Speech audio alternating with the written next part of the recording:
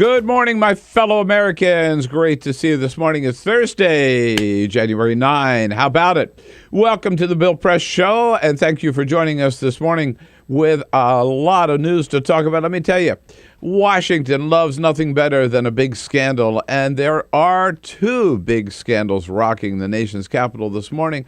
First of all, a lot of controversy over the wild charges made by Robert Gates in his new memoir, charging President Obama and Vice President Biden, saying President Obama didn't believe in the mission that he sent soldiers on in Afghanistan, and saying that Vice President Biden has been wrong on every foreign policy decision for the last 40 years.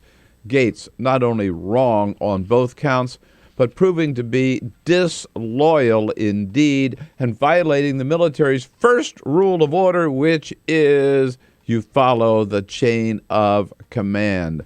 And the second big scandal, of course, after denying for a month that his office was any way involved, latest emails prove that orders to close 2 lanes of the George Washington Bridge from New Jersey into New York City for 4 days those orders came directly from Chris Christie's office. And now Governor Christie denies that he ever knew anything about it. Yeah, that's what Tony Soprano said. Yeah, right. We'll get into that and a whole lot more and take your calls at 866-55-PRESS, 866-55-77-377. Meanwhile, the Senate continuing to move forward to debate on unemployment insurance benefits, and the House starting to consider immigration reform, believe it or not. All of that on this morning's show. Stay with us. This is the Bill Press Show.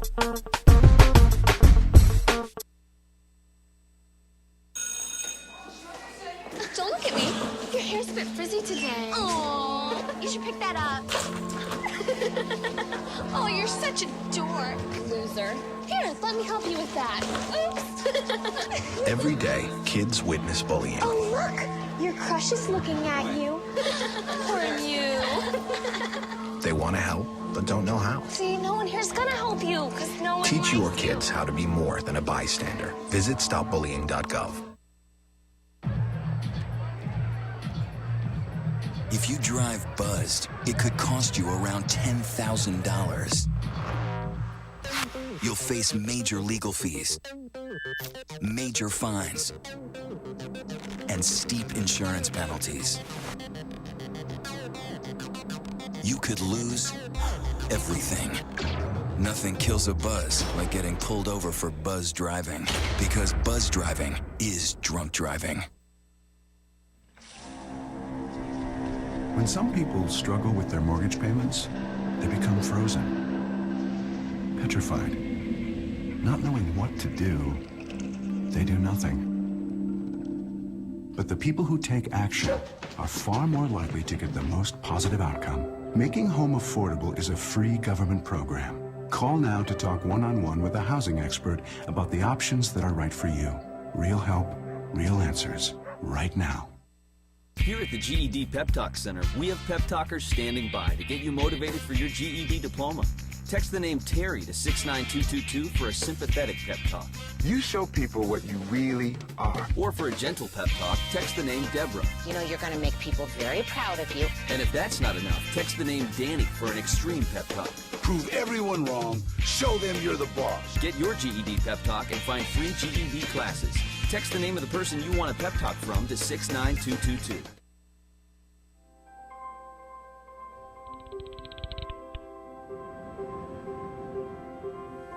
Did you see the world differently?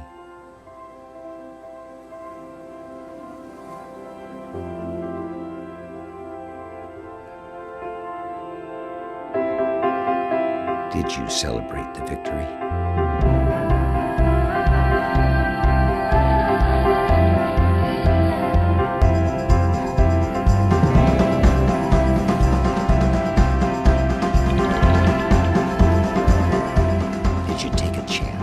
So today, I state clearly and with conviction America's commitment to seek the peace and security of a world without nuclear weapons. Did you stand up against our greatest threat?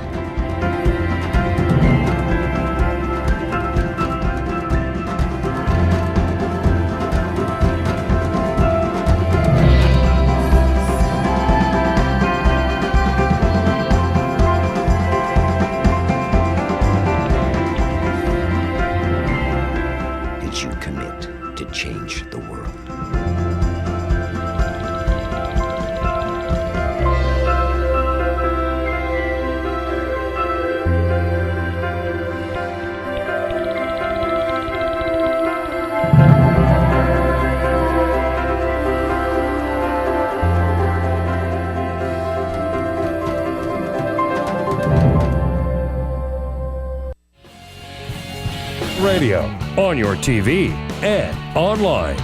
This is The Bill Press Show. The George Washington Bridge is open this morning. All lanes open. Chris Christie has finally thrown in the towel. Hey, good morning, everybody. What a story. What a day. Lots to talk about. And yes, Bob Gates still stirring things up here in Washington, D.C. with his new book. It is Thursday, January 9. Nothing this Capitol likes like a good scandal, and we got two big ones stirring things up this morning. That's what makes talk radio so much fun. Great to have you with us this morning. It is the Bill Press Show, coming to you live on your local progressive talk radio station. Good morning, radio listeners all across the great land of ours, progressive radio listeners, and a few of you conservatives like to tune in just to get your hate fix every morning. We welcome you all wherever you happen to be. Welcome all of our viewers also on Free Speech TV. If you got a satellite dish, don't forget you can catch us at DirecTV or on the Dish Network. Tell your friends.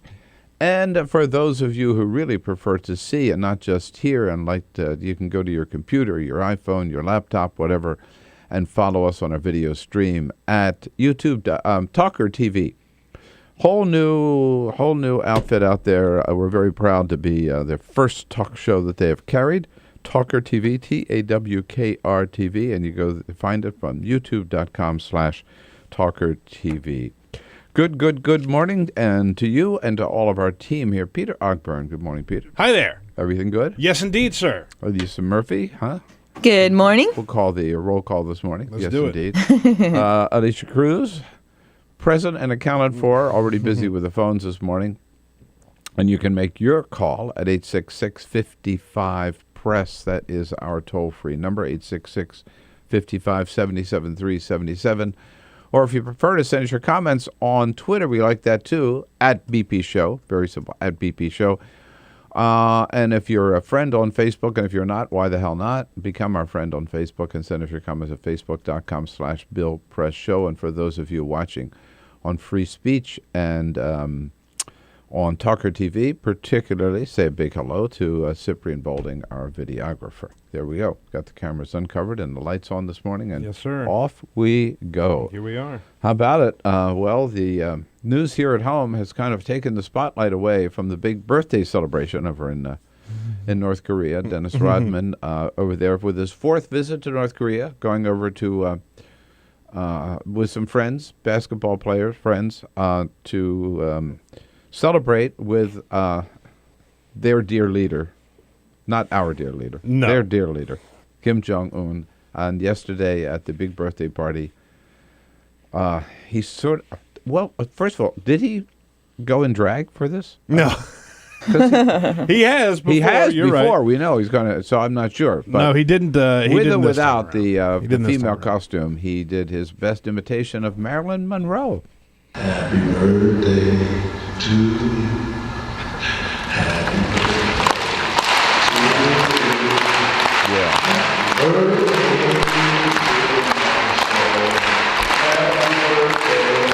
to you. Now, did he? Well, he knew what he was doing. I wonder how many people in that audience knew what he was doing. Right?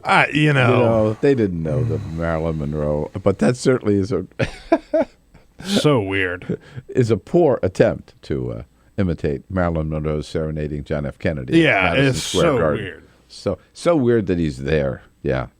Do you think they've given him citizenship yet? They should. They should. They really should. I would be totally fine with it. He's more of a North Korean now than an American. It's true. In terms of his loyalties. Right. Yeah, no doubt about it. Right.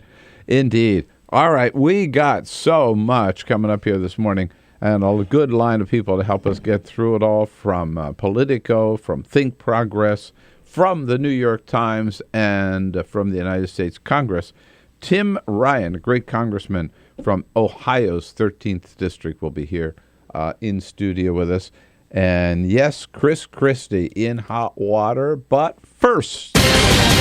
This is the Full Court Press. A couple of other stories making news. Saturday Night Live returns January 18th, and they will have a couple of new cast members. Yeah. One of them, Sashir Zamata, is a black female. You remember Saturday Night Live took some grief for not having enough representation on the show. People looking forward to her. Yeah, absolutely. And they announced yesterday 2 new black female writers are joining the show. LaKendra Tukes and Leslie Jones. They will be joining the show. They've both done a little TV work, so you shouldn't be surprised if they do wind up on screen. Saturday Night Live has been addressing some diversity issues that came up last fall, and so this is how they plan on fixing it. Yeah, I can't pronounce her name, but the new comedian is Sashir Zamata. All right, she's expected to be the new Michelle Obama. Yes. Yeah. Yeah. Among other roles that she'll play. Yeah, I mean, it's a valid point when you have an African-American president, first lady, and you don't have a black woman to play the first lady. No, absolutely, no. And Oprah, of course. And is Oprah, always someone's got to topical. play Oprah. Right. I mean, you get someone to play the first lady, she's on and Maui then someone now. to play She's the on queen. She's on Maui with the first lady, so they're busy. That's right.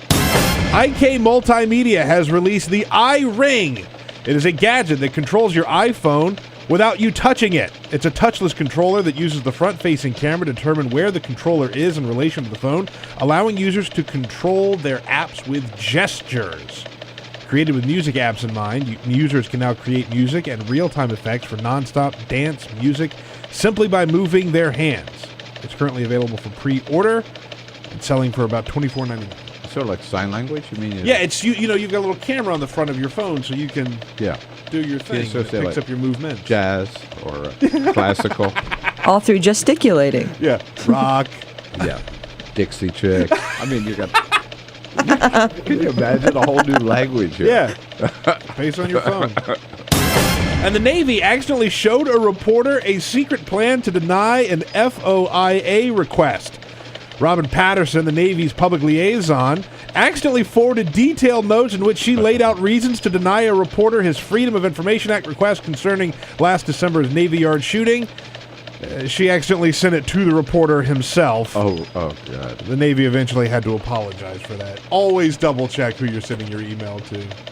Yeah. Always double check. With a huge long list of reasons why you don't have to say yes to this request. Yeah. The thing to do with FOIA requests is to grant them. That's what it's all about. Yes. Freedom of information. Yes. It's not how to cover it up. It is how to provide the information, at any rate. There you go. Thank you, Peter. Yes, indeed. I'm telling you, they're calling it Bridgegate. They've been talking about it for a long time. And now it has blown up in Chris Christie's face. If you're just hearing all about it, it's the lead story in the New York Times this morning. It is big news all across the country because, of course, Chris Christie is now, there it is, Chris Christie, headline, Christie faces scandal on traffic jam. Now, you wouldn't think that, just to finish that sentence here, that Chris Christie, the reason it's big news nationwide, Chris Christie is the new head of the Republican Governors Association. And, of course, a lot of people are saying he is the Republican answer in 2016 to all this infighting in Washington between the Tea Partiers and the establishment Republicans. You get somebody who's the no-nonsense, don't take any crap governor of New Jersey. Mm-hmm. Right.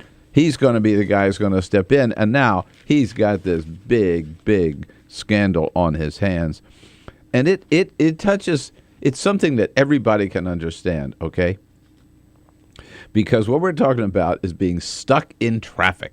What we're talking about is the major corridor, if you will, right, for people coming from New Jersey into New York to work every day. The George Washington Bridge, I've been across it many times, 3 lanes going from Fort Lee, New Jersey into New York.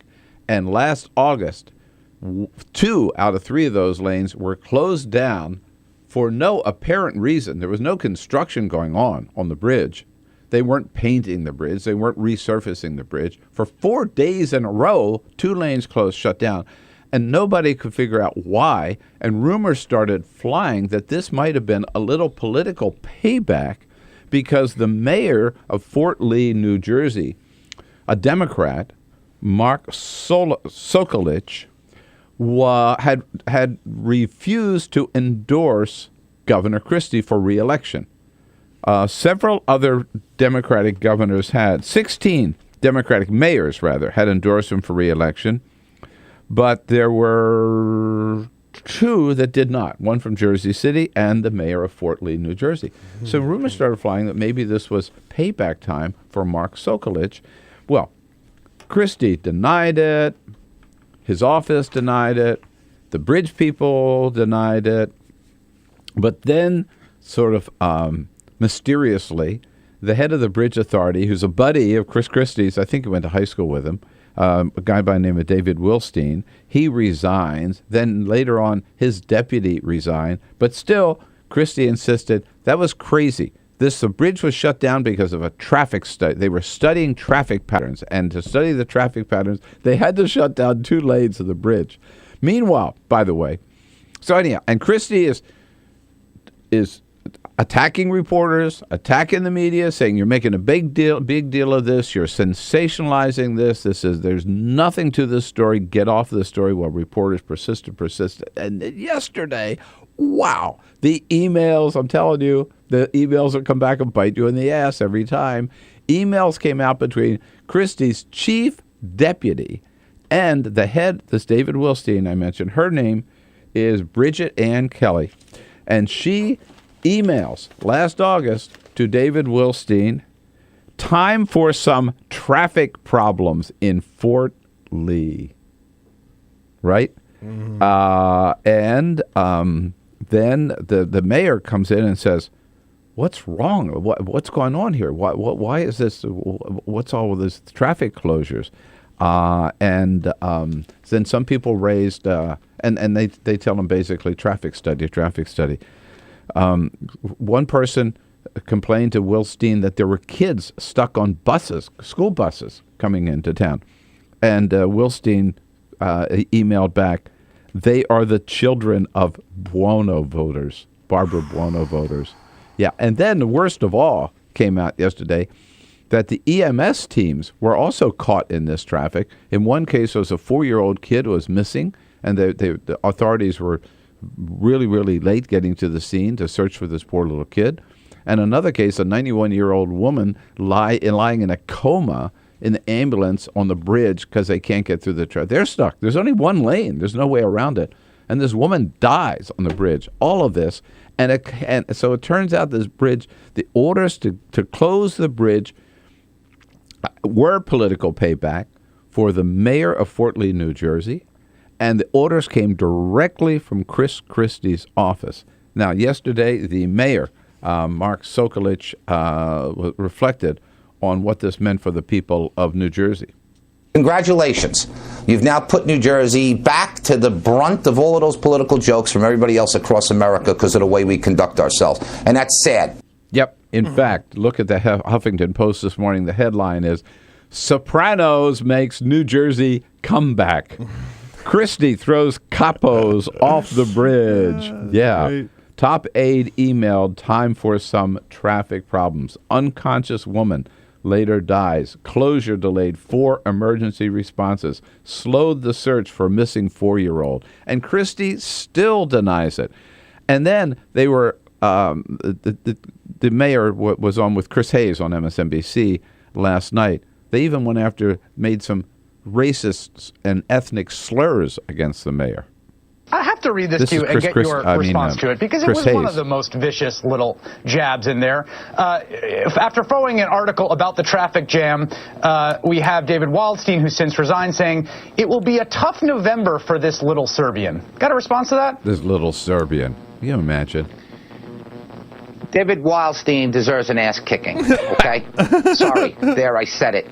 Yeah, I like that. There's an ass kicking. That's giving Chris Christie a little taste of his own medicine, man. Yeah, that it sounds is like something indeed. Christie would And say. suddenly, Christie has changed, man, complexion. Right now, the guy who's always out there attacking reporters around, kind of the big elephant in the room, right? Mm-hmm. He's nowhere to be seen. Canceled events yesterday, went into hiding. Basically put out a little statement hours and hours later saying he knew nothing about this. It was all done by his aides. He's appalled that his aides did this without telling him. My question is, do you believe that? All right, everybody who believes that Chris Christie knew nothing about this, raise your hand. See, I knew it. Nobody believes it. You know why? This is classic Chris Christie. This is a classic bully technique. That guy won't endorse me. We'll show him. And we don't give a damn about everybody who's stuck on that bridge. We're going to teach that guy a lesson. I'm telling you, I bet the farm that Chris Christie either gave the orders or knew what they were doing and did nothing to stop it because he thought it was funny. He thought it was clever. What do you think? Does this let all the air out of the Chris Christie balloon? 866-55-PRESS. Let's talk about it here Thursday morning. This is the Bill Press Show.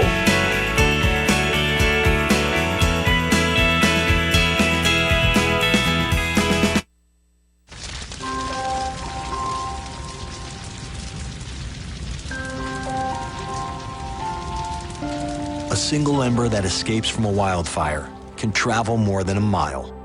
That single ember can ignite and destroy your home or even your community.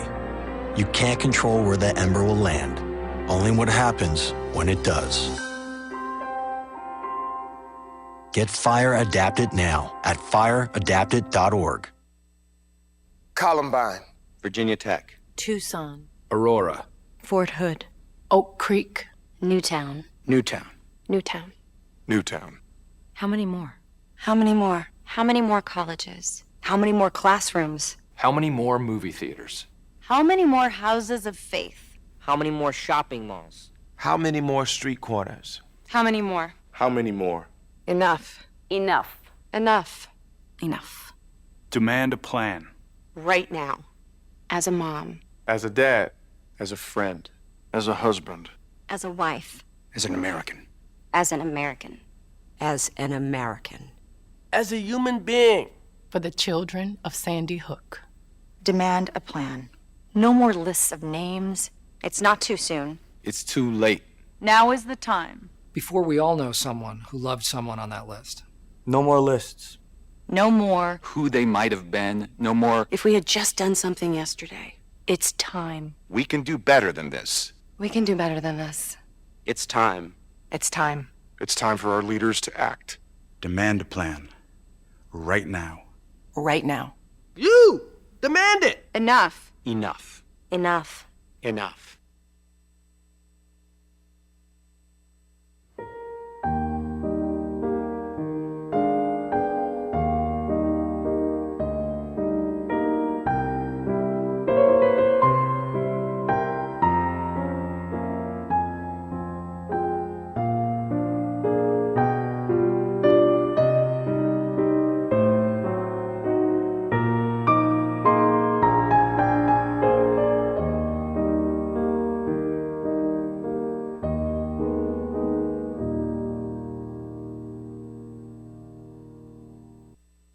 None of us would want to be told we can't marry the person we love. As Americans, we believe in freedom. That's what I fought for as a Marine, and that's what we believe in as Republicans. Freedom means freedom for everyone. I didn't used to understand the importance of same-sex marriage, but after learning my brother was gay, I wanted the same rights for him. He was the best man at my wedding, and I want to be the best man at his. It's only fair that Calvin should have the freedom to marry the person he loves, too. It's time for marriage.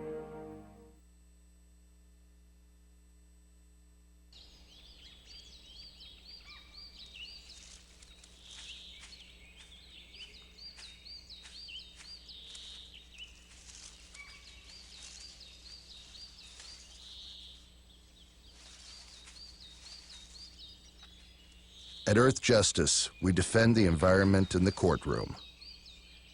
Join our fight. When you take a seat, you take a stand. Earth Justice, because the Earth needs a good lawyer.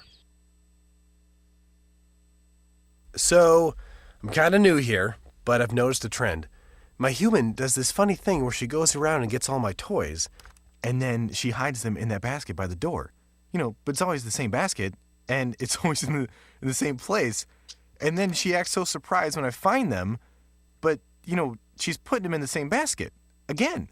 It's like, hello? That's where you put it last time. You were the worst at hide and go seek.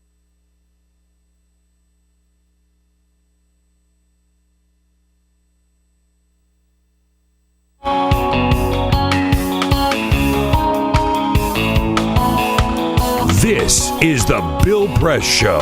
All right, 26 minutes after the hour. The question is, how badly does this scandal hurt Chris Christie? Again, the timing could not be worse for him. He just took over as head of the Republican governors. He is just riding this wave of, boy, I'm the one for 2016. And this image that he's projected of somebody who's in charge, big guy out there, doesn't take any crap from anybody, not from the teachers, not from the media, not from the voters. He is caught with his pants. Oh, that's a horrible image. Chris Christie caught with his pants down. The New Jersey Star-Ledger this morning, a blistering editorial. Let me just read one paragraph, then get to your calls, 866-55-PRESS. His attempts, Christie's attempts, to laugh this off now appear to be dishonest. Though we can't be sure that he personally knew about the doings of one of his top aides, either way, he bears responsibility. Listen to this line. If it turns out he did know, he is obviously lying and unfit for public office, let alone a presidential run in 2016. If he did not know, his officials are liars. And if Christie can't control them, how can we trust him as a potential future leader of our country? Wow. Blistering. Josh is in Gaston, Michigan. What do you think, Josh? Good morning. Hi. Bill, I'm a big fan of the show. Thank you.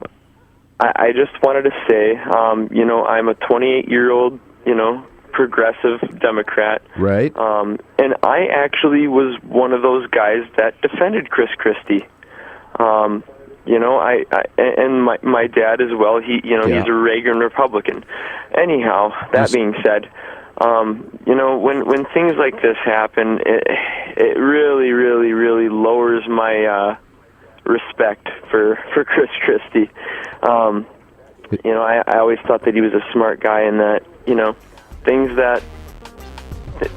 like that. It shows who he truly is. So yeah, I appreciate Josh. I really appreciate your call. And by the way, like you, I like Christie. Sure, I always did. Every White House correspondence, I usually see him maybe once, twice a year. We always talk and chat and laugh. And I sort of some things about him. I admired his style. I like the fact that he stood up with President Obama after Hurricane Sandy. But I think this really is a mortal wound. Hey, Josh, good to hear from you. Thanks, man. This is the Bill Press Show. So this is my computer. This is your computer. Let's go on the internet. Let's go. Click it. Yes. Okay. I cursor in between the R and the E. Pressing down, I want you to just push the period. She's gonna love me all over again. That's it. Jamaica, here you come. Here we go. Good job. Thank you. And I did it by myself. Feel smarter. So, I'm kind of new here, but I've noticed a trend. My human does this funny thing where she goes around and gets all my toys, and then she hides them in that basket by the door. But it's always the same basket, and it's always in the same place. And then she acts so surprised when I find them, but, she's putting them in the same basket. Again. It's like, hello? That's where you put it last time. You were the worst at hide and go seek.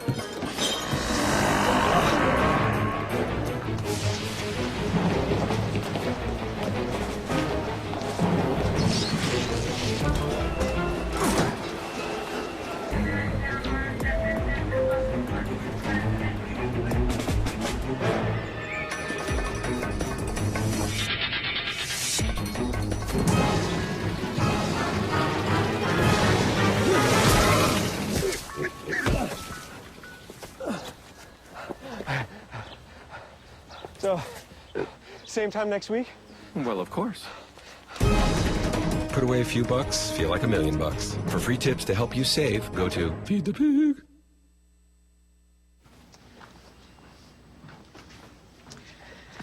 All right. I know this isn't any fun to talk about, but we should. Okay. So who's going to do what? I'll pack the dead batteries. Great. I'll only put what I don't need into a duffel bag. Perfect. That's totally unhelpful. No problem. Meanwhile, I will try to comfort everyone by speaking in a calm voice. And I'll try to get the generator going without any gas. Oh, let's not forget the cell phones, which probably won't work. Right. And who is going to handle supplies? I can forget to do a list for us. Thanks, pal. Well, I think we couldn't be any less prepared. I'm proud of you guys. Talk to your kids about who to call, where to meet, what to pack. Visit ready.gov/kids for tips and information. Hey, thanks for stopping by. You know, I followed your character since the first episode. I'm a big fan. Big fan. Thank you. And listen, your storyline, it makes for incredible TV drama. Thing is, your drug use is very adult content. Too adult for the kids. So I'm gonna have to block you. Oh, man. Yeah. Well, have a good one. You're a nice lady.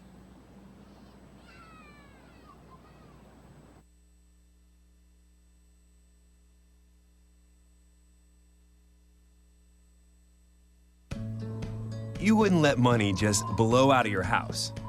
So when your AC or heater is on, make sure the doors, windows, and fireplace flue are shut tight. If you're headed out, turn down the AC or lower the heat by 10 degrees. And always keep your water heater set at 120. A little bit of common sense goes a long way. Get more great tips at energysaver.gov. So, I'm kind of new here, but I've noticed a trend. My human does this funny thing where she goes around and gets all my toys, and then she hides them in that basket by the door. You know, but it's always the same basket, and it's always in the same place. And then she acts so surprised when I find them, but, you know, she's putting them in the same basket. Again. It's like, hello? That's where you put it last time. You were the worst at hide and go seek.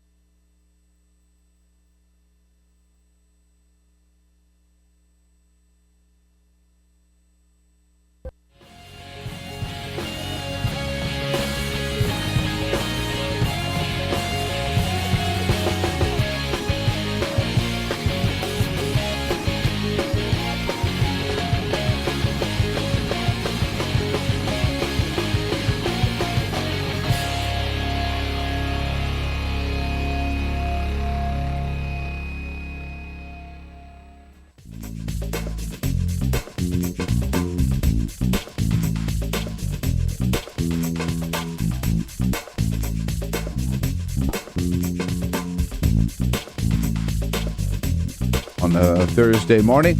Starting off, we'll get to the other scandal in just a minute, but starting off with Chris Christie. And the real question is what this does to the man who certainly, more than the governor, long time now, more than the governor of New Jersey, certainly has emerged as a leading presidential contender, potential candidate at any rate, for the Republican Party in 2016. Remember, they got him to do, he did the keynote address at the last Republican convention.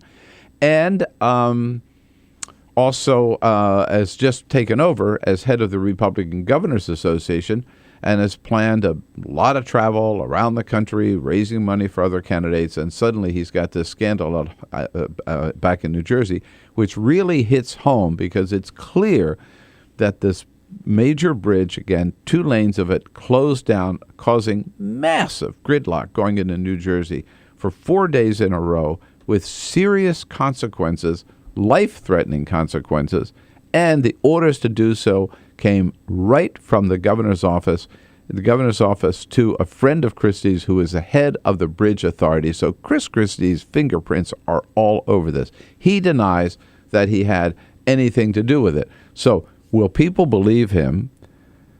And if he did know about it and he's lying now, then he's in trouble. If he didn't know about it, well, what the hell is going on? This is a guy. The bridge was closed for 4 days. Yeah. And Christie didn't look in. So you mean he didn't even look into what's really going on here? No, he just scoffed it off. He laughed it off. He attacked reporters for raising the questions. He accused the media of sensationalizing this. I'm telling you, this smells. This really smells.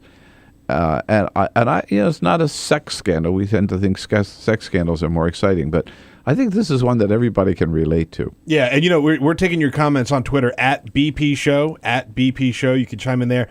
Pat points out that our friend Judd Legum was on TV last night, and he sums this up, that it's not about bullying, but that this is a corruption and abuse of power situation. And that, I think, is something that people can hold on to, because it's not just playing political favors or political payback. Like, it's a real abuse of power problem. We're also Eric Oppenheimer, and this is the other problem, is it opens up all these New Jersey jokes now. Eric Oppenheimer says, well, what do you expect? It's New Jersey after all. Well, see, that's what the mayor of Fort Lee said. This raises the whole thing. Here we are, Sopranos again, Jersey Shore, right? The whole thing about this is the way we play politics in New Jersey. Here's one resident of New Jersey we heard from yesterday, who just talks about people being held accountable for this. It was a dirty thing to do, and it was bad politics. I think whoever cooked up the idea should get fired or punished and be held accountable anyway. Held accountable. I mentioned the New Jersey Star-Ledger, which is New Jersey's largest local newspaper.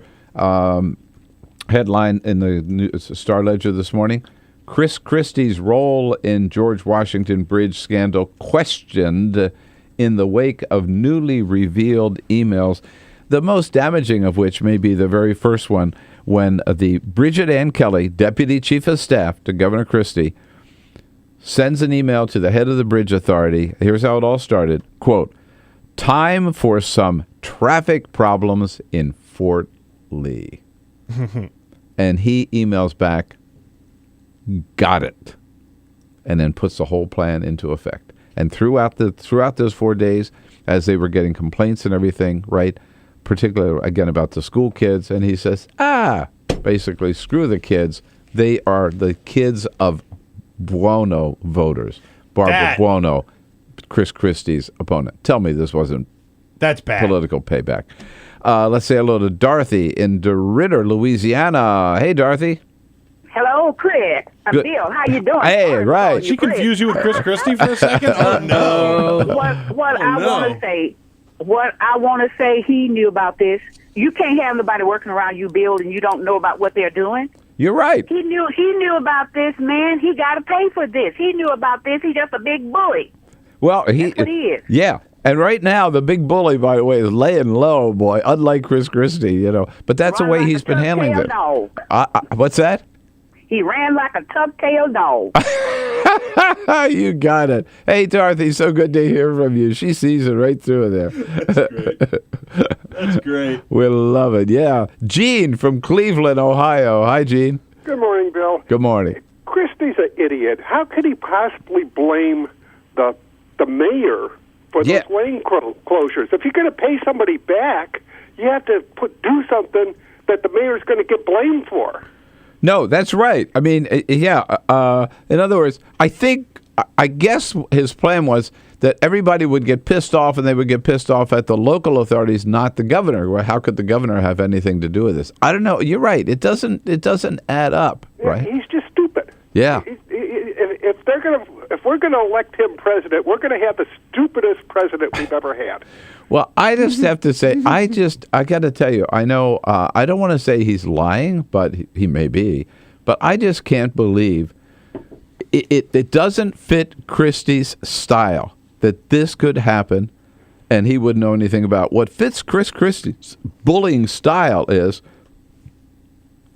somebody would suggest this and he would laugh and he would find that so funny. That's the way to get back at this Serbian, right? That's the way to get back at that little guy. He won't endorse me. And his aides cooked this thing up, and I can hear Christie laughing and saying, "I don't know anything about this. No, I don't know nothing. Well, I didn't hear it. I didn't hear that. I didn't hear that. I didn't hear it. Right. Oh, yeah, right.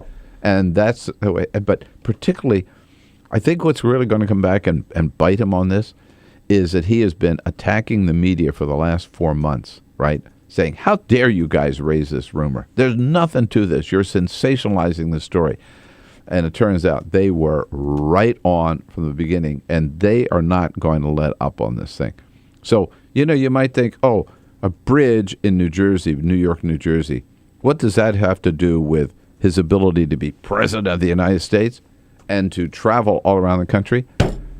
This is the kind of thing that can really bite you in the ass because it gets back to basic competence, I think, Look, and it gets back to honesty. Yeah. Can we trust him to tell the truth? Yeah. This is, he says, I didn't know anything about that. That's what Tony Soprano said, right? He was knocking them off right and left. I didn't know anything about that. No, I didn't do that. Well, me? He had somebody else do his dirty work. Sherry's out in Chicago. Hey, Sherry. This makes Chicago politics look clean, Sherry, huh? Yeah. We've had Chicago and Louisiana both call in to talk about how dirty these politics are. That's saying something. I love that. That's saying something. Yeah. Hi, Sherry. He's saying, I know nothing about it, and he's holding a smoking gun in his hand.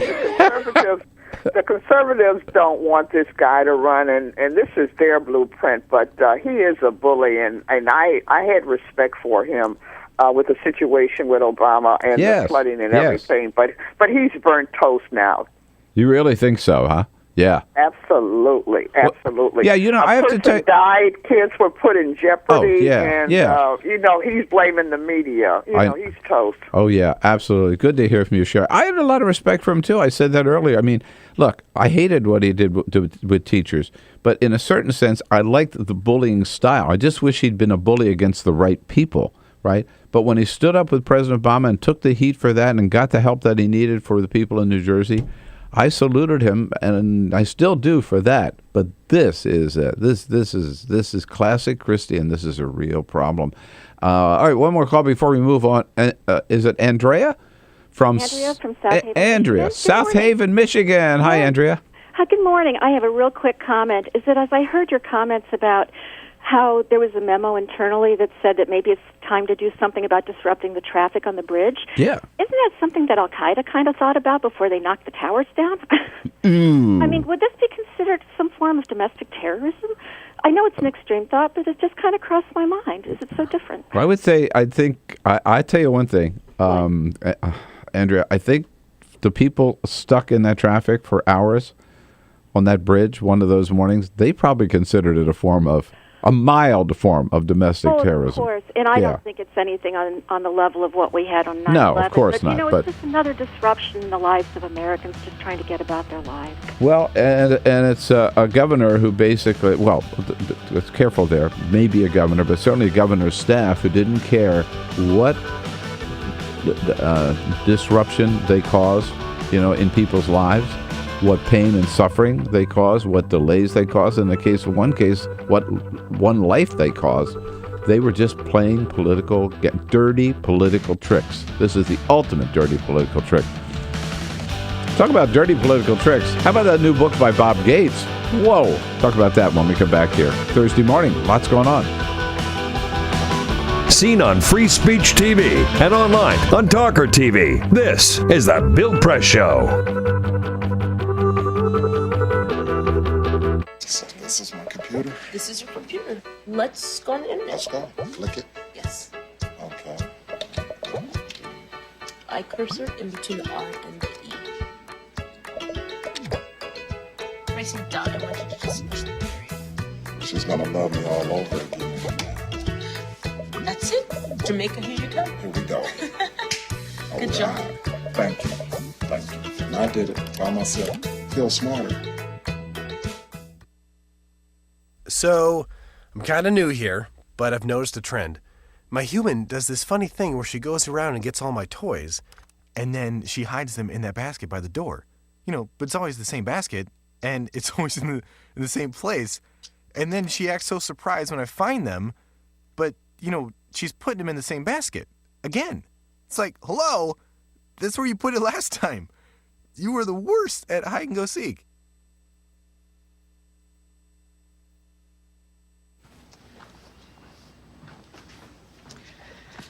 All right. I know this isn't any fun to talk about, but we should. Okay. So who's going to do what? I'll pack the dead batteries. Great. I'll only put what I don't need into a duffel bag. Perfect. That's totally unhelpful. No problem. Meanwhile, I will try to comfort everyone by speaking in a calm voice. And I'll try to get the generator going without any gas. Oh, let's not forget the cell phones, which probably won't work. Right. And who is going to handle supplies? I can forget to do a list for us. Thanks, pal. Well, I think we couldn't be any less prepared. I'm proud of you guys. Talk to your kids about who to call, where to meet, what to pack. Visit ready.gov/kids for tips and information. Hey, thanks for stopping by. I followed your character since the first episode. I'm a big fan. Big fan. Thank you. And listen, your storyline, it makes for incredible TV drama. Thing is, your drug use is very adult content. Too adult for the kids. So I'm gonna have to block you. Oh, man. Yeah. Well, have a good one. You're a nice lady.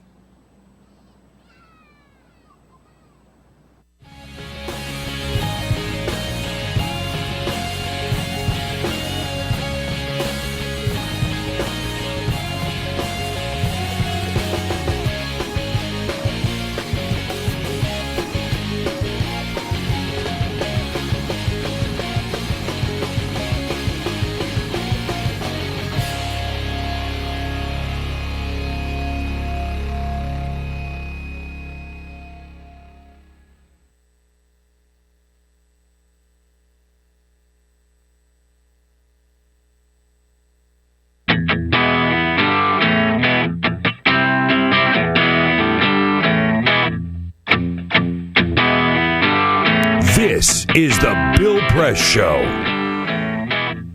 Hey, 12 minutes before the top of the hour. Good to have you with us this Thursday morning. As I said at the top of the show, nothing Washington. We just get our juices flowing, man, when we have scandals. And now one scandal is pretty good, but two scandals is twice as good. And the one big scandal, of course, the Chris Christie Bridgegate, they're calling it. The second now is all this flap about Bob Gates and his new memoir, which is not out yet, but advanced copies got in the hands of some media yesterday. And the White House got its copy. We learned from Jay Carney yesterday at the White that they got there was no advance. They knew that Gates was writing a book, but there was no advance notice of what he might say in the book until they got their copy Tuesday night.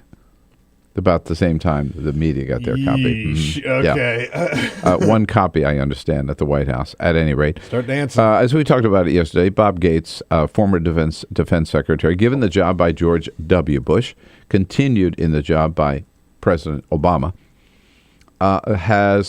is out with his memoir where he makes some wild charges against both President Obama and Vice President Joe Biden in particular, saying, among other things, that President Obama did not believe in our mission in Afghanistan, and that Joe Biden was wrong about everything he had ever said about foreign policy for the last 40 years, which someone pointed out means that ever since 2 years in the Senate, and anything he has said since he was 2 years in the United States Senate has been wrong, which is just absolutely. Right. Let me say it. Joe Biden is, Jay Carney said it yesterday, defending Joe Biden, standing up for Joe Biden at our press briefing. He's played a key role in every major national security and foreign policy debate and policy discussion in this administration, in this White House. I think you can go down and say, and he was chair of the Senate Foreign Relations Committee for years, I don't think there's anybody who's been stronger and better on American foreign policy than Joe Biden consistently over the years. And as for the fact that President Obama did not fully support continuing the war in Afghanistan, again, as Jay Carney told us yesterday, this is supposed to be news. When President Obama came into office, we inherited a policy in Afghanistan that was in disarray. Total disarray. And so the president, who certainly opposed the war in Iraq, had serious questions also about what we were doing in Afghanistan. And unlike George W. Bush, he wasn't just going to do whatever the generals wanted, whatever the Pentagon wanted, and continue to throw money and American lives, soldiers in Afghanistan forever. The president wanted to know, what the hell are we doing there? What is the best way to wind this up and get the hell out of there? And that's why he took so much time and talked to so many people. Remember that all that deliberation about whether or not to send more troops or not, and the Pentagon was asking for, I don't know how many, a couple of 100,000. The president ended up sending, 30, 40, 50,000. But at the same time, he said, but we're going to be out of there by the summer of 2014. So there was that's what gets me is something about this Gates book. From what I've seen so far, and I haven't been able to get a copy myself, he's totally wrong about everything he says about Joe Biden. And I think he's wrong about what he says about President Obama. And there's nothing really, really new here. We knew President Obama opposed the war in Iraq ever since 2002 when he gave that famous speech out in Chicago. And we knew that he had serious questions about what we were doing in Afghanistan. All of us did. And so did Joe Biden. You know what the problem was? As I mentioned yesterday, and he says this in his book, Bob Gates was used to walking into the Oval Office and walking out with everything he wanted. He would walk in the Oval Office and he would say, jump, and Dick Cheney and George Bush would say, how high? And that didn't happen under President Obama, and that should not happen under any president. That's why we have a civilian commander-in-chief. So I think Joe Biden and President Obama were just doing their jobs. Absolutely, just doing their jobs.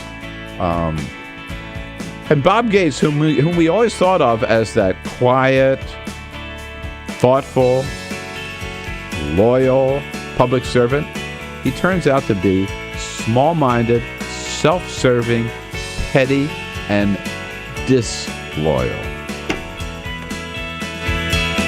This is the Bill Press Show.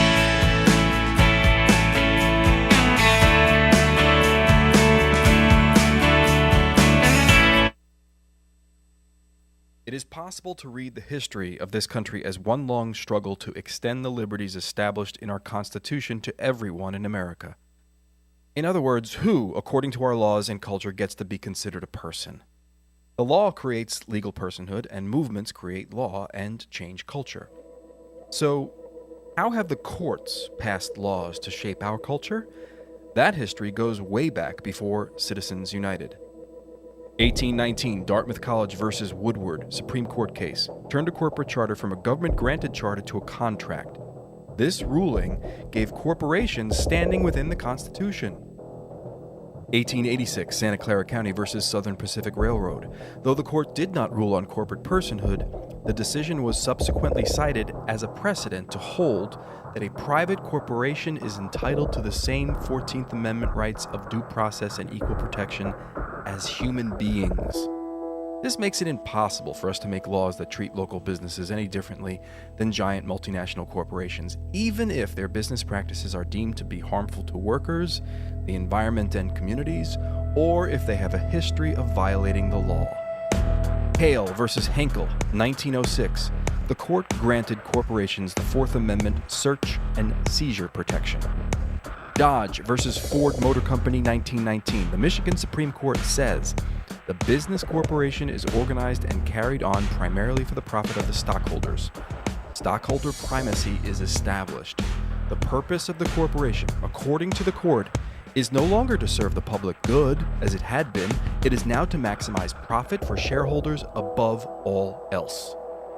Pennsylvania Coal Company versus Mahon, 1922.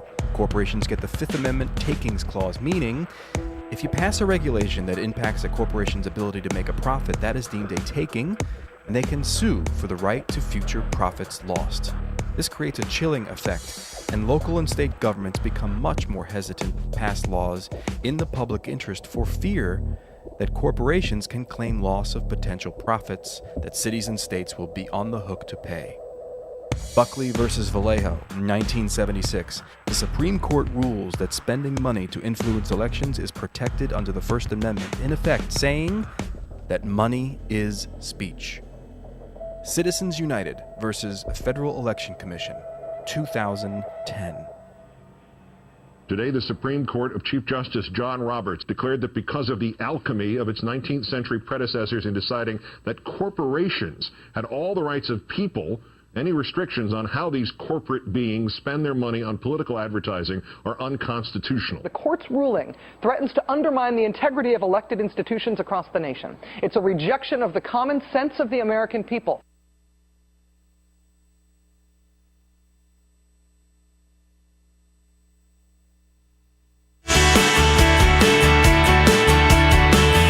Seen on Free Speech TV and online on TawkrTV. This is the Bill Press Show. Yeah, time for some traffic problems in Fort Lee. That email coming directly from Chris Christie's office. Got Chris Christie in hot water this morning. We didn't see him yesterday. I wonder if he's going to surface today. What else is up, Peter? A quick story from yesterday. Yesterday was the 3rd anniversary of former Congresswoman Gabby Giffords, who was shot in 2011. She marked the anniversary in a very special way. She went skydiving. She jumped out of a plane, went skydiving. Get out of here. Yeah. Oh, my God. Isn't that cool? Her husband took a picture of her sort of landing and coming down with the parachute open and tweeted it out. Said, Gabby landed beautifully. Happy she's safe. So proud of her bravery. It's from Mark Kelly. He tweeted that out yesterday. My God. So what a couple. We got the astronaut and the skydiver, huh? Yeah. What's your excuse? You know? That is amazing. Yeah. Absolutely. Cool. The progress that she has made, that is just nothing short of a miracle. When we come back, we're going to be talking more about Bob Gates and the new memoir stirring things up. This is the Bill Press Show.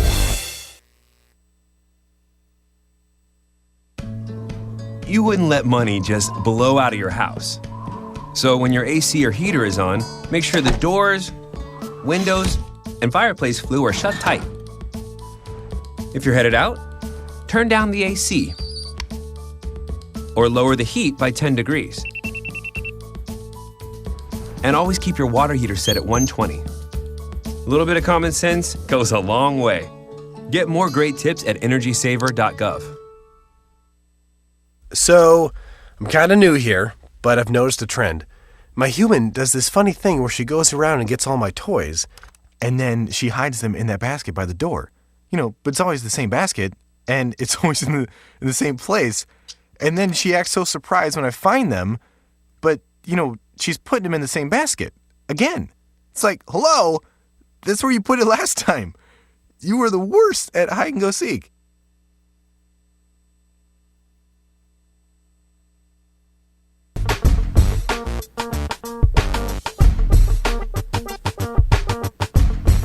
Good morning, my fellow Americans. Great to see you this morning. It's Thursday, January 9. How about it? Welcome to the Bill Press Show, and thank you for joining us this morning with a lot of news to talk about. Let me tell you, Washington loves nothing better than a big scandal, and there are two big scandals rocking the nation's capital this morning. First of all, a lot of controversy over that the wild charges made by Robert Gates in his new memoir, charging President Obama and Vice President Biden, saying President Obama didn't believe in the mission that he sent soldiers on in Afghanistan, and saying that Vice President Biden has been wrong on every foreign policy decision for the last 40 years. Gates not only wrong on both counts, but proving to be disloyal indeed and violating the military's first rule of order, which is you follow the chain of command. And the second big scandal, of course, after denying for a month that his office was any way involved, latest emails prove that orders to close 2 lanes of the George Washington Bridge from New Jersey into New York City for 4 days those orders came directly from Chris Christie's office. And now Governor Christie denies that he ever knew anything about it. Yeah, that's what Tony Soprano said. Yeah, right. We'll get into that and a whole lot more and take your calls at 866-55-PRESS, 866-55-77-377. Meanwhile, the Senate continuing to move forward to debate on unemployment insurance benefits, and the House starting to consider immigration reform, believe it or not. All of that on this morning's show. Stay with us. This is the Bill Press Show.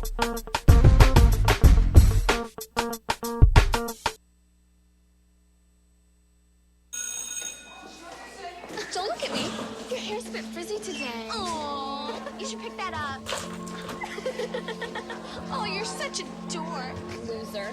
Here, let me help you with that. Oops. Every day, kids witness bullying. Oh, look. Your crush is looking at you. Poor you. They want to help, but don't know how. See, no one here's gonna help you, because no one Teach your likes kids how to be more than a bystander. Visit stopbullying.gov. If you drive buzzed, it could cost you around $10,000. You'll face major legal fees, major fines, and steep insurance penalties. You could lose everything. Nothing kills a buzz like getting pulled over for buzz driving, because buzz driving is drunk driving. When some people struggle with their mortgage payments, they become frozen, petrified. Not knowing what to do, they do nothing.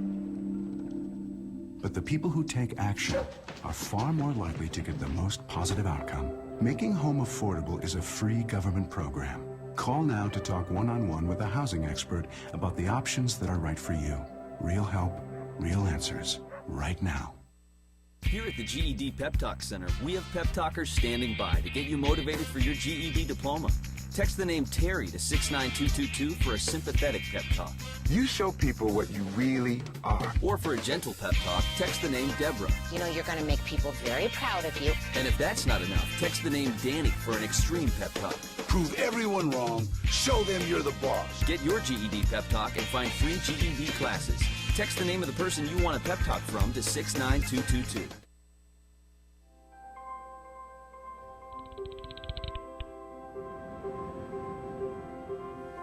Did you see the world differently?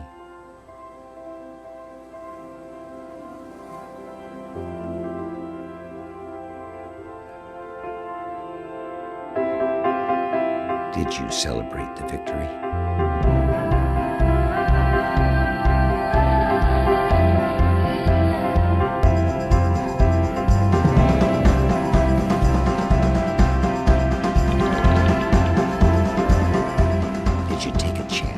So today, I state clearly and with conviction America's commitment to seek the peace and security of a world without nuclear weapons. Did you stand up against our greatest threat?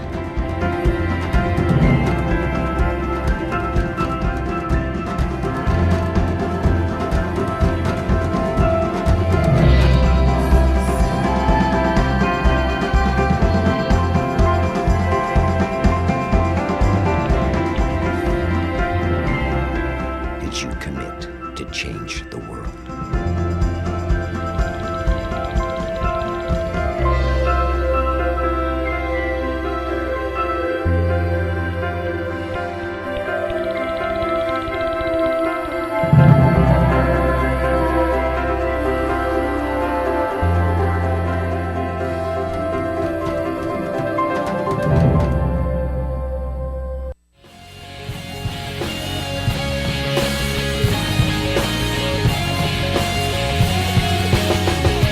broadcasting around the nation, on your radio, on your TV, and online.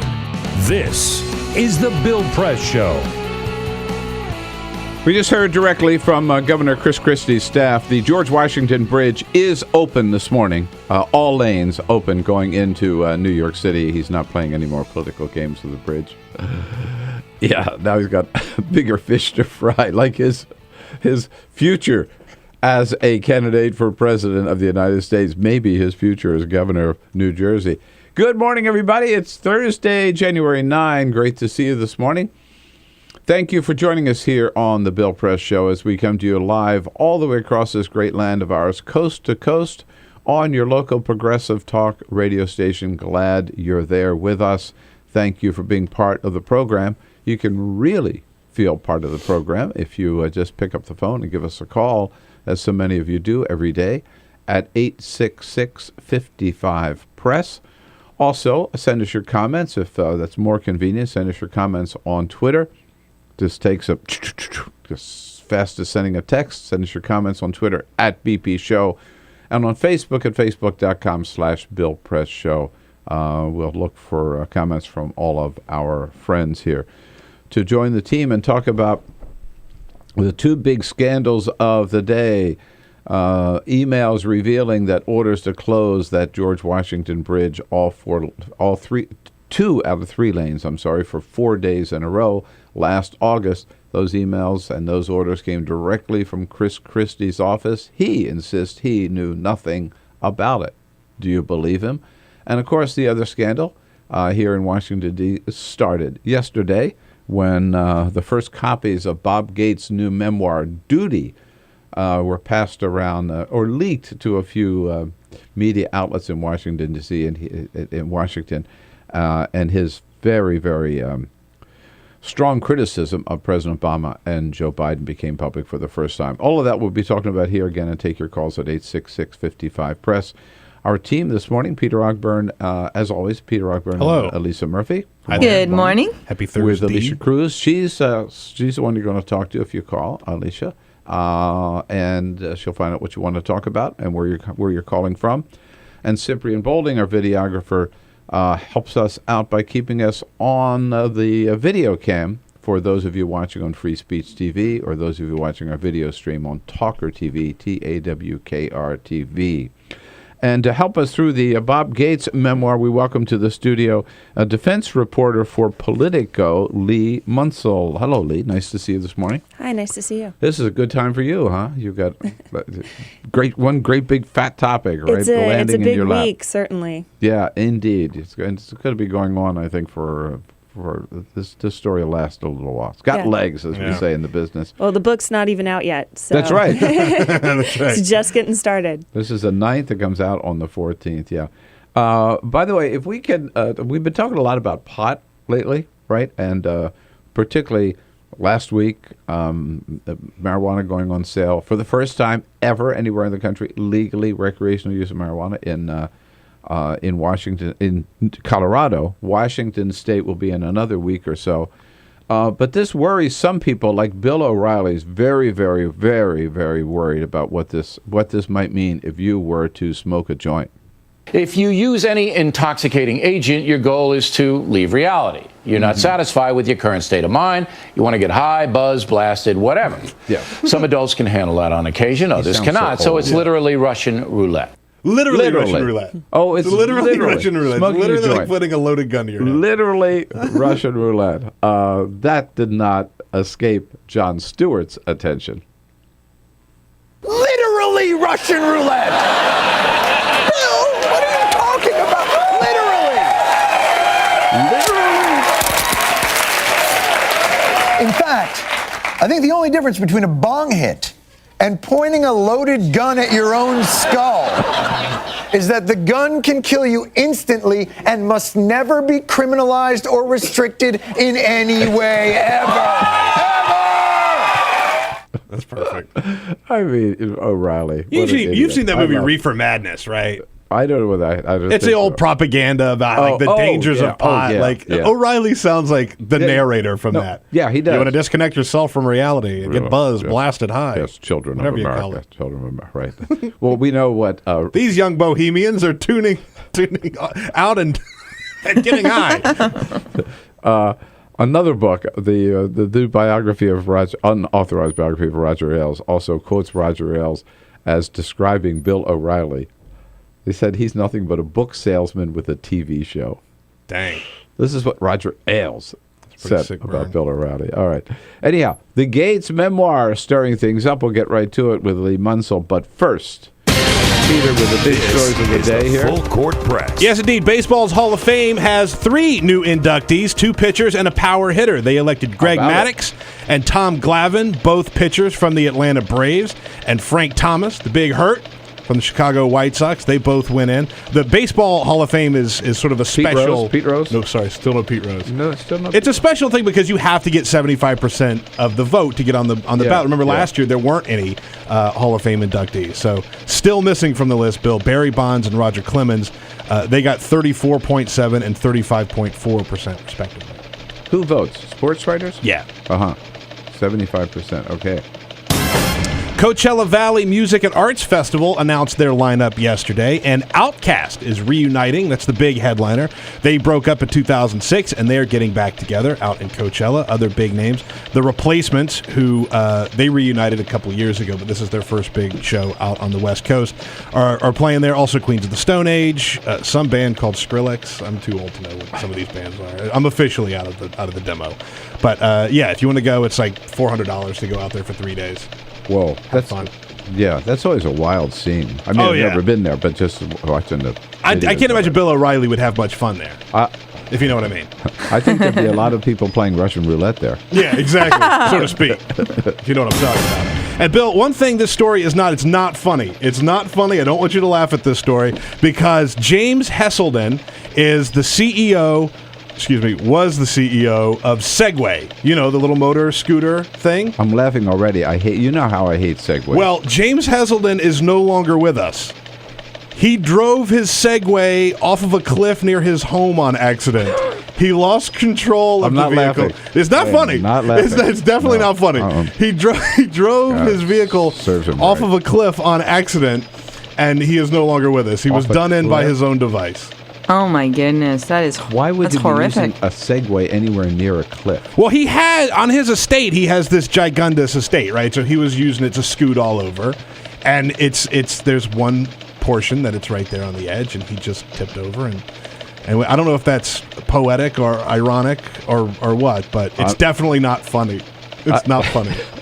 All right, I won't laugh. But Leigh, the backstory here is I hate these Segways so much, and I see them all the time. We all do. In front of the White, I come out of the White House. We all see them, or we all hate them. We all see them, and I hate them. Yeah. Varying degrees of hate, I think. I think I'm not the only one, but I walk out of the White House so many days, and there they are on Pennsylvania Avenue, tooling around. The lead guy talking and giving the little, or on the Hill. You see them around the Hill, and I just want to go over and knock them over, like bowling pins. But resist the urge. All right, to do that. So. Bob Gates, the memoir, Duty, right? What is, I forget the whole... Duty's the title. Duty, something about, one word does it, duty. Sure. Charges against President Obama, let's talk about them, and Vice President Biden. First of all, with President Obama, he says he didn't trust the most explosive charge seems to be, he didn't trust our mission in Afghanistan. He supported the troops, but he sent them on a mission that he really didn't believe in. Is that big news?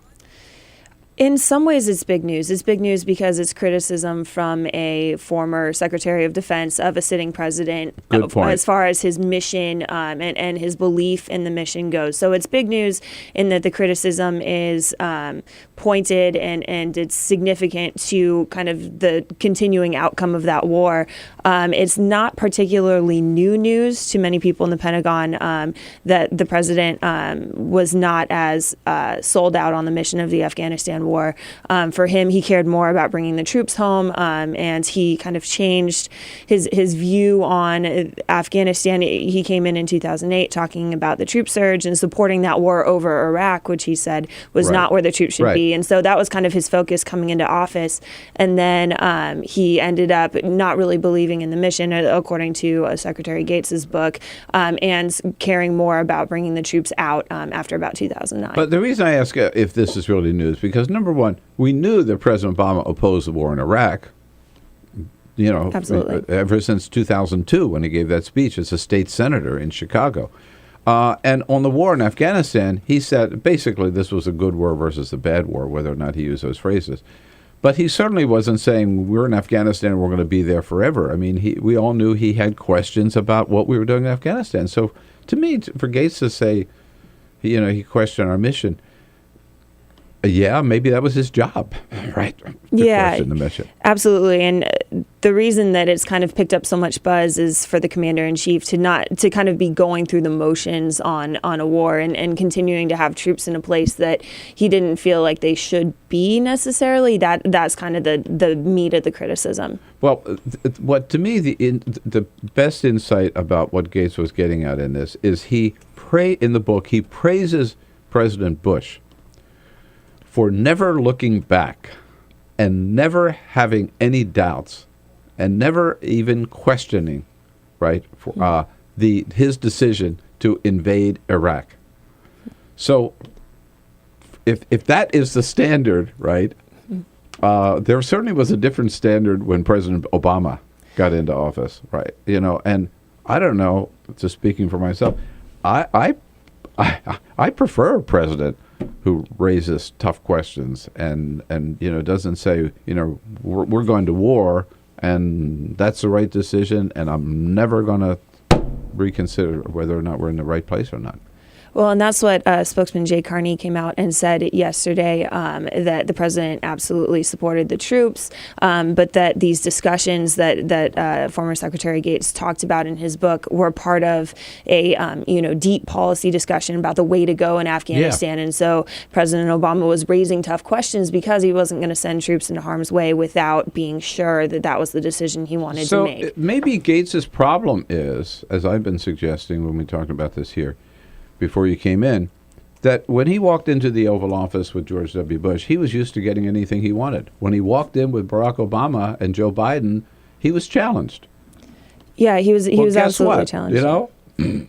Can't stand the heat, get out of the kitchen, right? He was challenged. And let's talk about Vice President Biden, because he's most critical about Biden, maybe because he feels he can be. And he says, like, Joe Biden has been right about anything for 40 years. Joe Biden is the one who said, maybe because all of Al-Qaeda, most of Al-Qaeda, is now located in Pakistan, maybe we ought to be thinking about spending some more money and some more time and some more effort and more attention to Pakistan and not to Afghanistan, where they're not. He was certainly right about that. Yeah, the Joe Biden criticism is what the White House has been pushing back on the most. They feel that he's made the right decisions and he's been part of the president's advisory team on all these national security issues. And so they felt like it was unfair the way that Joe Biden was characterized in the book. Yeah, and a guy who's been head of the Senate Foreign Relations Committee, head of the Senate Judiciary Committee, a major probably the leading supporter of Israel in the United States Senate. I mean, he's been a leader on foreign policy for 40 years, and to say Gates to say that he never got anything right all that time, I mean, that's pretty severe criticism. I think unfounded. My question is, and I'm not sure any of us know the answer to this, why would Gates write this book? That is the question at this point. He could have waited. He didn't have to release it right now. He didn't have to release it. He might have waited until Obama was out of office. He could have. He just could have not written it. In some ways, that's kind of the etiquette of memoirs, is to wait until the president is out of office. And in some ways, but for whatever reason, whatever is motivating him, he feels like now is the time to release this book, potentially because the war in Afghanistan is winding down this year. And I would imagine he cares about his legacy there. He cares about about the future of that region based on what we've done so far there and how many people have died in Afghanistan. And so I would imagine that some of that motivates him. And he also, the title is duty. That's what his theme, he kind of comes back to, that he felt like it was his duty. He owed it to the troops to serve in that position. I would imagine he feels that he owes it also to release this. Well, speaking of duty, I thought one of the first duties of a member of the military is to follow the chain of and respect the chain of command and follow the chain of command. Yeah. He violated, to me, one could say, he violated the first rule of the military.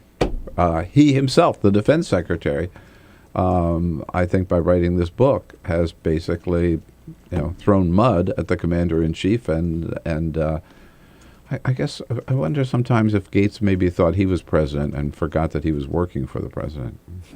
And, it's interesting because the book is it's critical to a point of President Obama.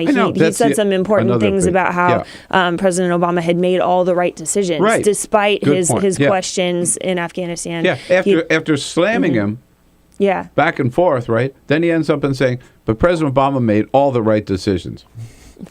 Yeah, which kind of goes back to your first question, which is how much news is this? It's not necessarily a bombshell book in the way that other books can be. It's kind of, he talks about the back and forth in the Situation Room and the back and forth on various issues, but he also praises President Obama specifically for the raid against Osama bin Laden, which I think he said was one of the gutsiest moves by any president he'd seen. So when we come back, Leigh Munsil is here from Politico, Politico.com. I have a lot of friends in from Politico almost every day. The question is then, Gates says sometimes he was really tempted to speak up and complain. Well, why didn't he? He was tempted to quit. Why didn't he? Leigh Munsil with us. We'll be right back. Your call's welcome at 866-55-PRESS.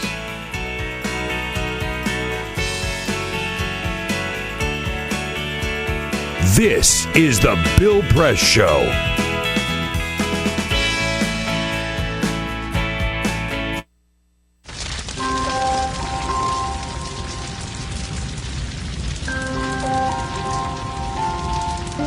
A single ember that escapes from a wildfire can travel more than a mile. That single ember can ignite and destroy your home or even your community. You can't control where that ember will land, only what happens when it does. Get Fire Adapted now at fireadapted.org. Columbine, Virginia Tech, Tucson, Aurora, Fort Hood, Oak Creek, Newtown. Newtown, Newtown. Newtown. How many more? How many more? How many more colleges? How many more classrooms? How many more movie theaters? How many more houses of faith? How many more shopping malls? How many more street corners? How many more? How many more? Enough. Enough. Enough. Enough. Demand a plan. Right now. As a mom. As a dad. As a friend. As a husband. As a wife. As an American. As an American. As an American. As a human being. For the children of Sandy Hook. Demand a plan. No more lists of names. It's not too soon. It's too late. Now is the time. Before we all know someone who loved someone on that list. No more lists. No more. Who they might have been. No more. If we had just done something yesterday. It's time. We can do better than this. We can do better than this. It's time. It's time. It's time for our leaders to act. Demand a plan. Right now. Right now. You! Demand it! Enough. Enough. Enough. Enough.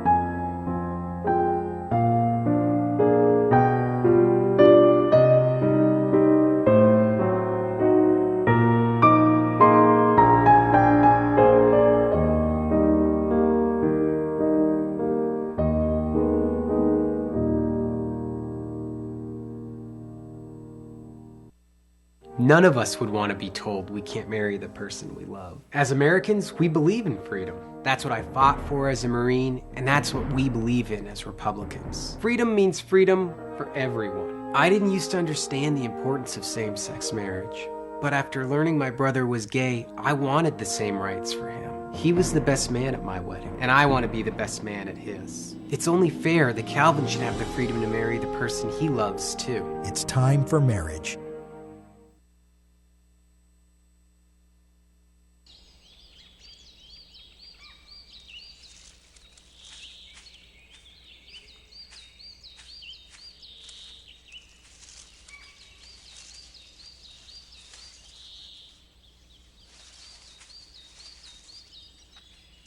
At Earth Justice, we defend the environment in the courtroom. Join our fight. When you take a seat, you take a stand. Earth Justice, because the Earth needs a good lawyer. So, I'm kind of new here, but I've noticed a trend. My human does this funny thing where she goes around and gets all my toys, and then she hides them in that basket by the door. But it's always the same basket, and it's always in the same place.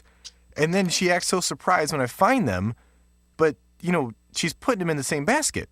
Again. It's like, hello, that's where you put it last time. You were the worst at hide and go seek.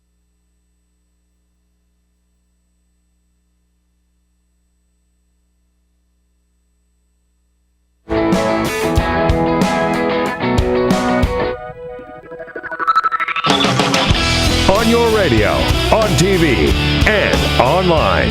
This is The Bill Press Show.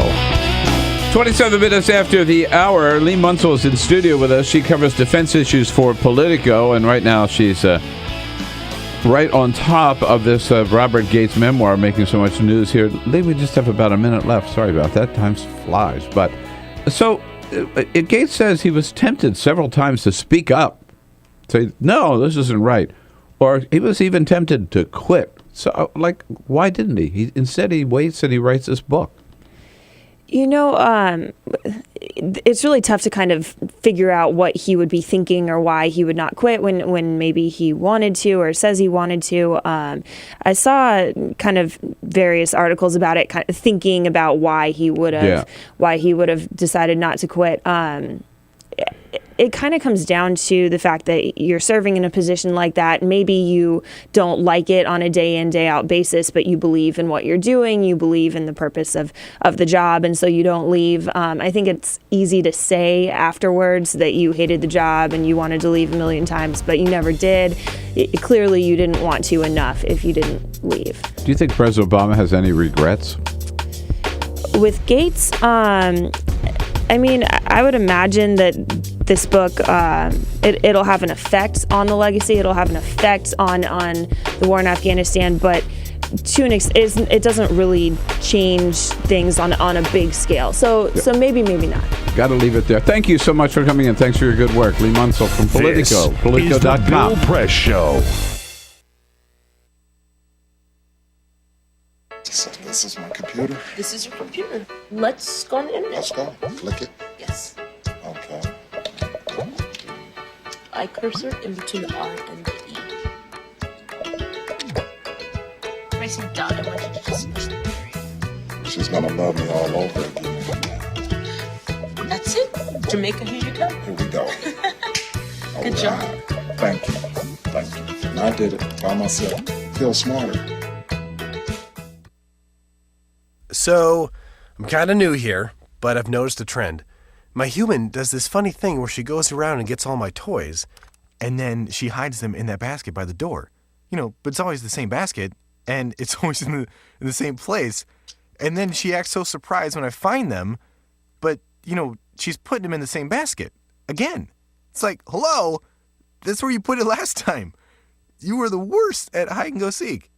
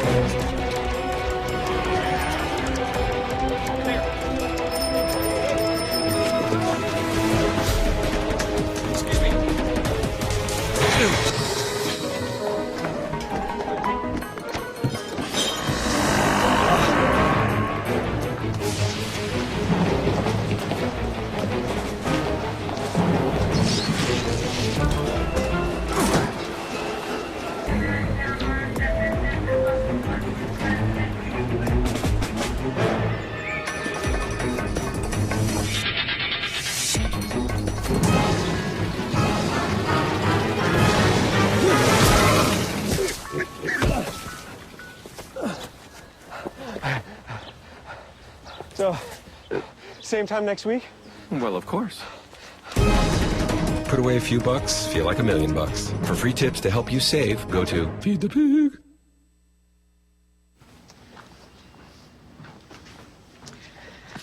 All right. I know this isn't any fun to talk about, but we should. Okay. So who's going to do what? I'll pack the dead batteries. Great.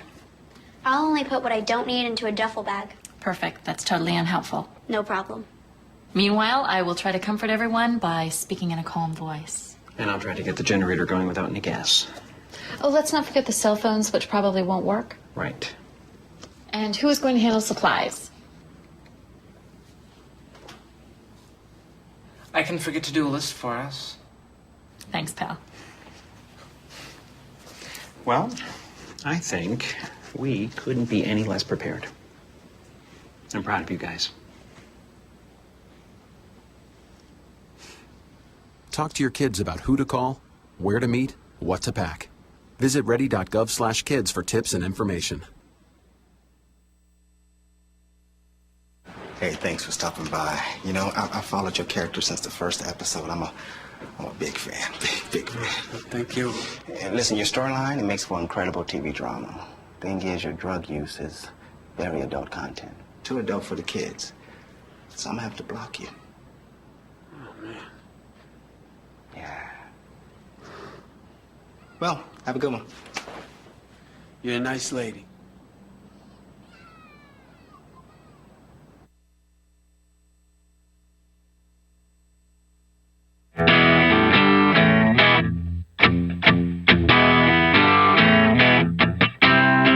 On your radio, on TV, and online. This is The Bill Press Show. Here we go now, 33 minutes after the hour. On this Thursday morning, January 9, coming to you live from our nation's capital and our studio on Capitol Hill, brought to you today by the International Brotherhood of Teamsters. Yes, indeed, the good men and women of the Teamsters Union under President Jim Hoffa. We all live better because of their good work, and you can find out more about what they're up to in many, many different areas of employment here, jobs in the United States. Find out from their website at teamster.org, teamster.org. Well, the two big scandals dominating the news this morning. Reaction to the charges made by former Defense Secretary Bob Gates in his new memoir, and the breaking news yesterday that after months of denying any connection at all to the closure of traffic lanes on the George Washington Bridge last August for 4 days in a row, it turned out yesterday, emails from Chris Christie's office show, Governor Christie's office, that one of his top aides ordered those lanes closed as a political retribution to the mayor of Fort Lee, New Jersey, who had declined and refused to endorse Chris Christie for re-election. Governor Christie, having attacked reporters for even raising this issue for the last 6 months or so, he went into hiding yesterday, insists that he knew nothing about what his aides are up to. It sounds like The Sopranos all over again. Nathaniel Peck is a reporter for Think Progress who's been writing about this story and joins us in studio this morning. Hey, Adam, nice to see you. Nice to see you as well. Good morning. Thanks so much for having me on. All right. So Igor Volsky gave you permission to come in this morning? Yep, that's right. That's good. Got the all clear. Yeah, well, you wouldn't be here if Igor hadn't said okay. You know that from our end, too. So what's up? It's first of all, it's pretty clear. Christie's office, the fingerprints of Christie's office are all over this, right? Sure. How do we know that? Yeah, well, one of his deputy chiefs of staff, Bridgegate Kelly, was directly involved in this whole scandal and, in fact, exchanged emails with officials within the Port Authority of New York and New Jersey, officials that were, in fact, appointed by Chris Christie, and helped direct them on how to best seek revenge against Mayor Sokolich of Fort Lee, who was desperately seeking help to try to alleviate some of these traffic problems. This was back in September. There were 3 lanes coming into New York City. Mm-hmm. They closed 2 of them for 4 days in a row. Yep. And the most incriminating email may be the first one that she sent to to Mr. Wildstein, I guess, who was the head of the Bridge Authority, again, appointed by, and a friend, a buddy of Chris Christie's. Yeah, longtime buddy. And her email said, quote, "Time for some traffic problems in Fort Lee." Yeah.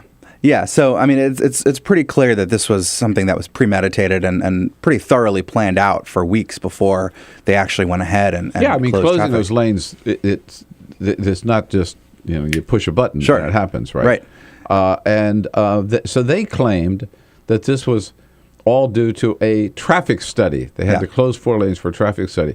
And Chris Christie even said that himself, didn't he? Yeah. This was the position that they kept coming back to when people began questioning the reasoning behind closing all of those lanes. And I think people immediately began to ask, well, why weren't people informed about this traffic study ahead of time? Because closing the George Washington Bridge is not something that you make on a decision you make on a whim. That's tens of thousands of people who rely on that artery every day to get to work or to school.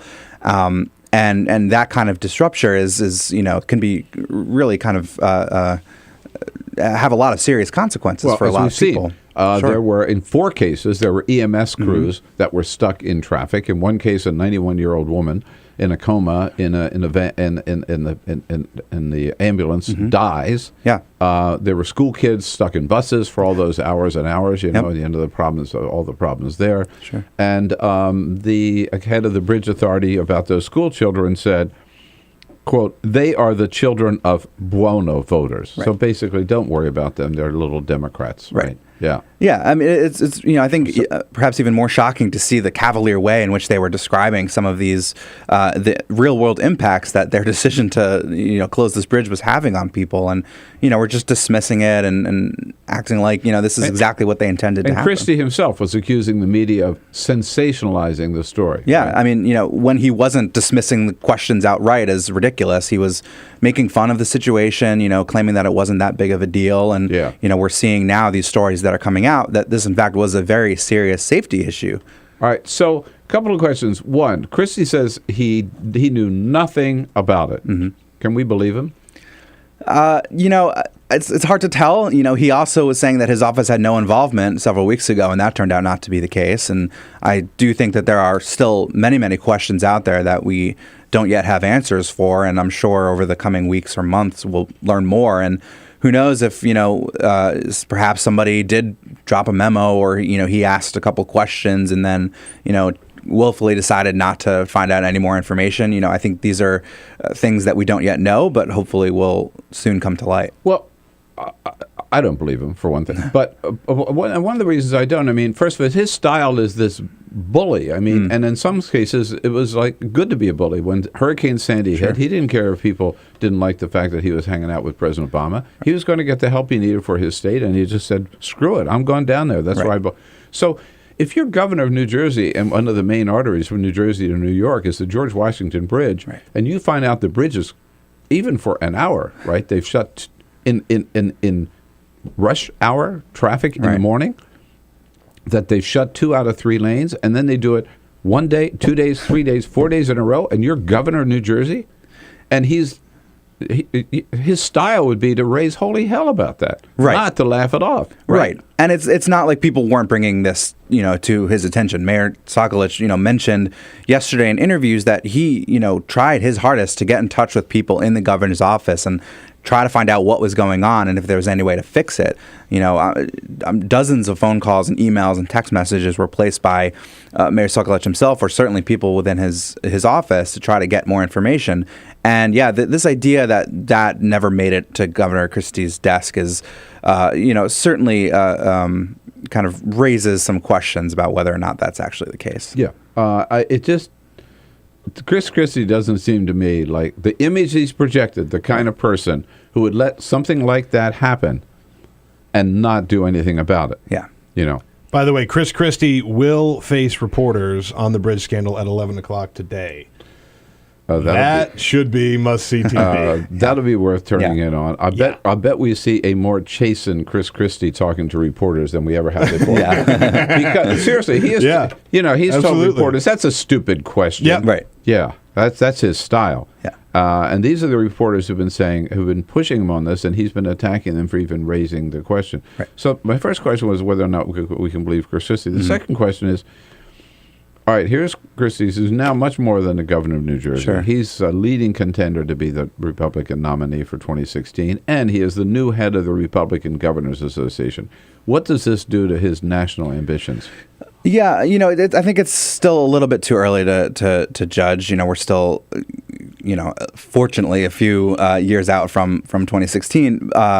It's a little unclear how much primary voters in Iowa or South Carolina or New Hampshire are going to care about a story that, at least on its surface, looks like it was an issue involving a traffic jam. Everyone has sat through traffic jams before, and it's not immediately clear to people, I think. I'll tell you one thing. They don't like them. Yes, that's certainly true. Everybody's been in them, and everybody hates them. Right. But people, I think, will question, whether that rises to the level of an actual political scandal.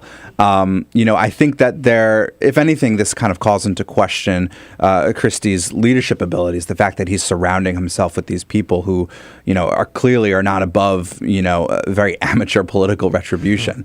And as I say, I do think that there's more information out there that we don't yet know that could potentially come out in the coming months that might complicate this whole matter further. The New Jersey Star-Ledger this morning, this was, I think, yesterday's editorial, might have been this morning's, said that either way, Chris Christie's in trouble because if he did know and lied about it, according to the Star-Ledger, they say, then he's totally unfit for public office. Sure. If he didn't know about it, how could something like this happen in his state, in his office, and he wasn't on top of it? And then, so how could you trust him, to run the country if he can't run a freaking bridge? Yeah. And I believe the same editorial called him unfit for office at that point, and I'm sure that's a similar sentiment that we're going to see in a lot of the local papers in New York and New Jersey.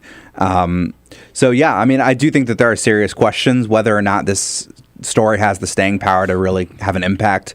2 or 3 years from now, I think is still up for some debate. We've certainly seen politicians come back from worse stories, so I don't think it's impossible for him to still go pretty far in the Republican primaries. So that's a good question. I ask you, what does this do to Chris Christie's presidential ambitions? And also, I know even a lot of Democrats sort of admired Chris Christie's style, and they admired the fact that he stood up with President Obama after Hurricane Sandy. Does this shake your confidence in him? Let's talk about it here. 866-55-PRESS here on the Bill Press Show this Thursday morning. A bridge over troubled waters. There's certainly troubled waters for Chris Christie today. This is the Bill Press Show.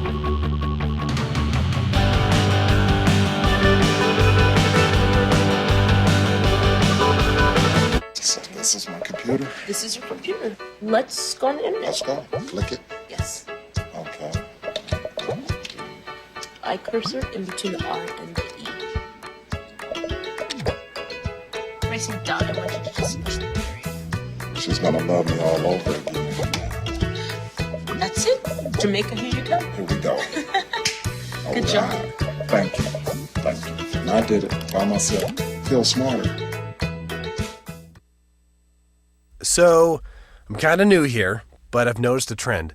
My human does this funny thing where she goes around and gets all my toys, and then she hides them in that basket by the door. But it's always the same basket, and it's always in the same place. And then she acts so surprised when I find them, but, she's putting them in the same basket. Again.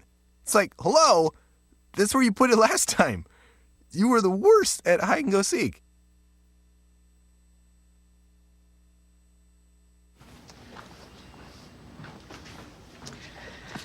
All right. I know this isn't any fun to talk about, but we should. Okay. So who's going to do what?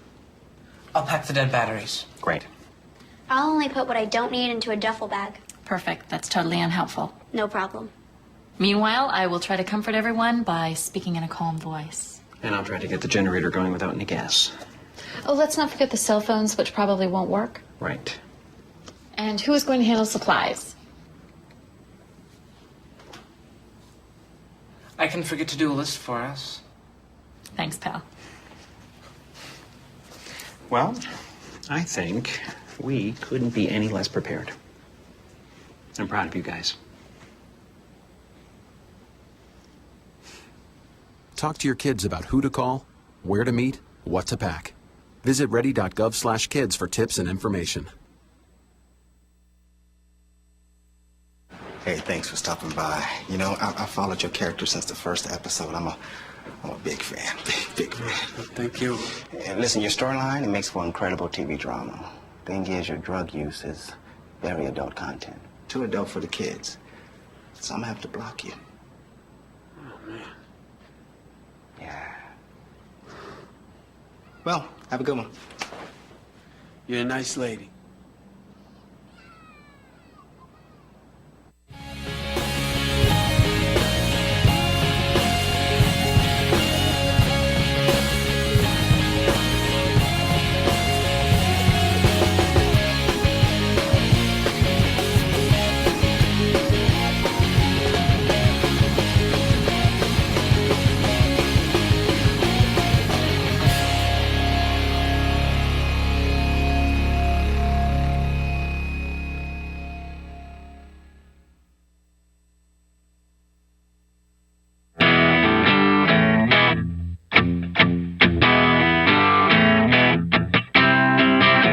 This is the Bill Press Show. 13 minutes before the top of the hour, Congressman Tim Ryan from Ohio here in studio with us at the top of the next hour, and find out whether there's any hope for immigration reform or unemployment insurance benefits, extension of those through the House of Representatives. The good Tim Ryan here in studio with us. Adam Peck is here at this time from Think Progress. We've been talking about the Bridgegate, they're calling it, going on for the last just about 4 or 5 months up in New Jersey. And at first, I didn't pay much attention to it either, this story. It was a little local story, Sure. George Washington Bridge. So, yeah, some people were caught in traffic. And then the more I heard about it, it was not just one day, it was 4 days. It was 2 lanes, 2 out of 3 lanes. But what really blew it up yesterday is the release of the emails. How did we get these emails? Through a Freedom of Information request? I don't believe so. I think it was part of the legislature's investigation. The Inspector General sought subpoenas for these records because a lot of these were from personal email accounts, Gmail accounts, and text messages. And one of them showed that Bridget Ann Kelly, Deputy Chief of Staff to Governor Chris Christie, started the whole thing off from Christie's office, where she emailed the head of the Port Authority that controls the bridge and said, quote, "Time for some traffic problems in Fort Lee." And then there's a whole series of emails over the next 4 days as these closures were raising more and more questions, and there were more and more evidence of serious problems with them, where the authorities in Christie's office and the Port Authority were just basically making fun of the people stuck in traffic and saying this is what they get that they deserve for being buono voters. There will definitely be a legislative investigation about this. A hearing maybe is early. I think there is one today. I saw in the Star Ledger this morning. John Wisniewski, assemblyman from New Jersey, is the one leading this investigation. He talked a little bit about it yesterday. Somebody was worried about the children being late for school, and then the response is, well, don't worry about it, they're probably children of buono voters.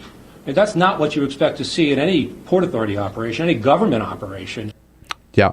So, it's clear the people of this bridge would not, they didn't just decide, oh, looks like, whatever. They weren't resurfacing the bridge, right? They weren't painting the bridge.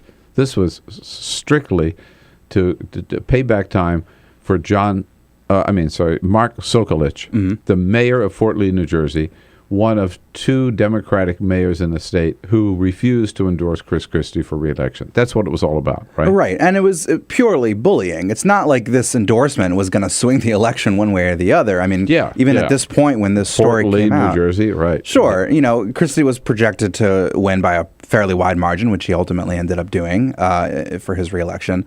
It was, pure and simple. It was an act of bullying and an act of political retribution against somebody who his administration decided had, spurned him somehow and wronged him, and that he was going to, suffer the consequences. So what happens? What do you think the consequences of this are for Chris Christie?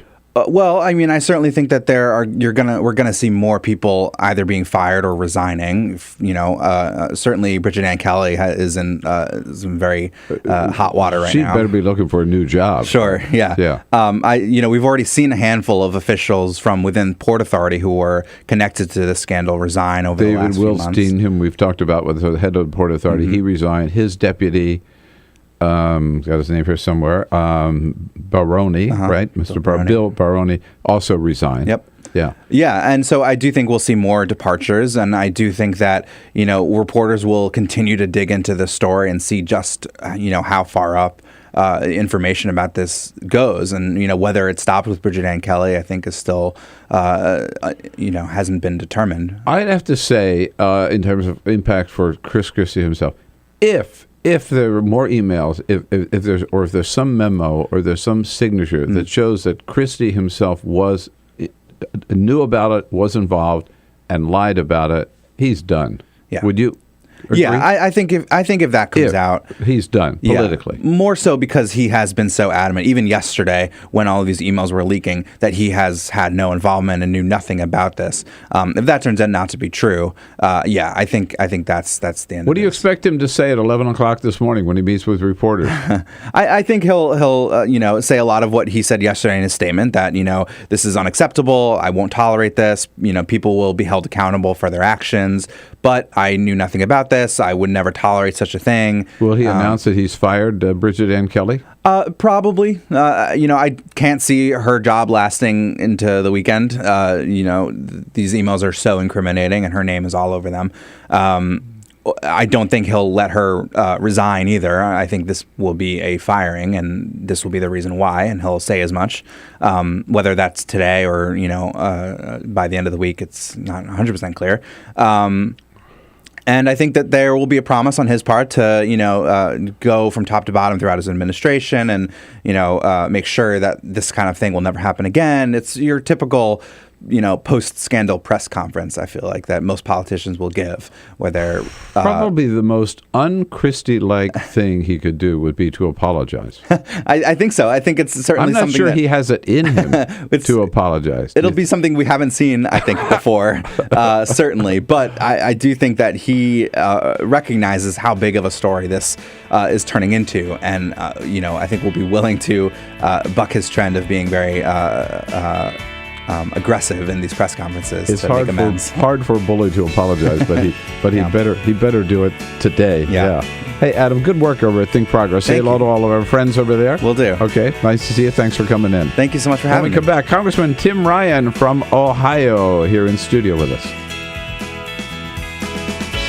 Seen on Free Speech TV and online on TawkrTV. This is the Bill Press Show.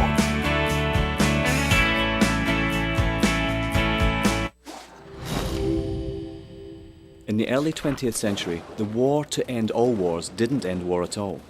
It stoked the fires of change. A traumatized world was ripe for change. The world was ready for modernism. Modernists wanted to forget history, or at least reinterpret it. More than just a style, modernism applied to virtually all forms of creative expression. Innovative artists like Picasso, Escher, Dali, they all started looking at their world differently. Other artists tried painting light itself. These were the Impressionists. Surrealists went a bit further. We had entered the age of the isms: Cubism, Symbolism, Futurism, Constructivism. All these new modern ways of looking at the world blew people away. When it came to architecture, modernists were intrigued by emerging technology. Concrete, glass and steel featured heavily in their buildings. Modernists believed that they could design a better society. Ornamental indulgence was considered a frivolous waste of effort. They thought function should always dictate form, and that mankind's intelligence, creativity and capability for radical thinking should be celebrated. Take the Russian inventor Georgy Krutikov. he suggested an idea for a city held aloft by electrical currents. This at a time when there was barely enough wattage to keep the lights on.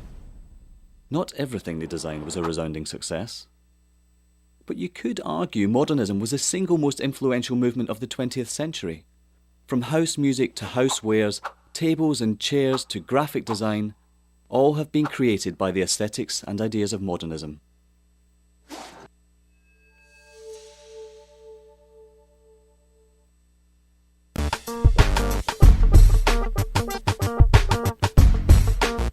Hey, I know it's been a great show so far, but the best still lies ahead. Congressman Tim Ryan from Ohio will be here in studio with us to talk about whether or not we can expect any action from the House on anything this year. And then a great story from the New York Times reporter Mark Mazetti about how some people blew the whistle on the FBI, which has all kinds of ramifications for what should happen to Edward Snowden. All of that coming up. So go to our video stream at TawkrTV, youtube.com/TawkrTV.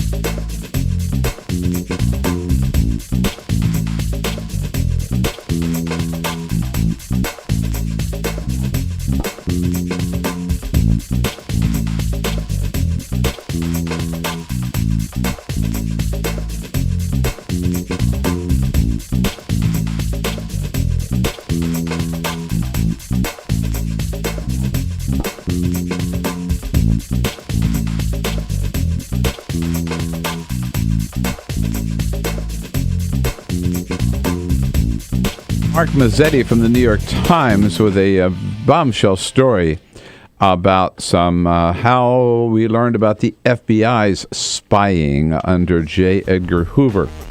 Today on the president's schedule, he and the vice president get their daily briefing at 10 o'clock this morning. Then they meet with members of Congress to talk about what changes we might be maybe should make to the NSA.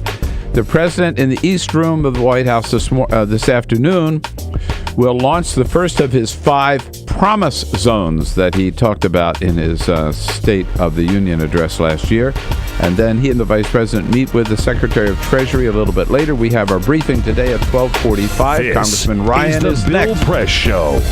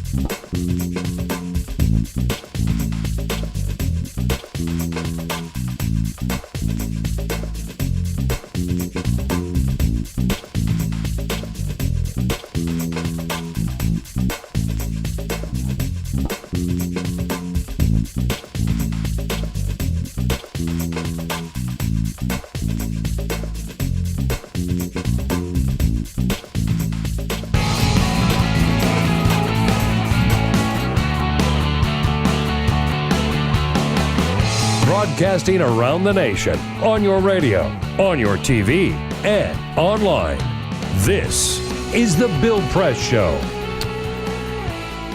Well, Chris Christie's got a bridge he'll sell you. Yeah, he'd love to sell that bridge today. Get it the hell out of New Jersey.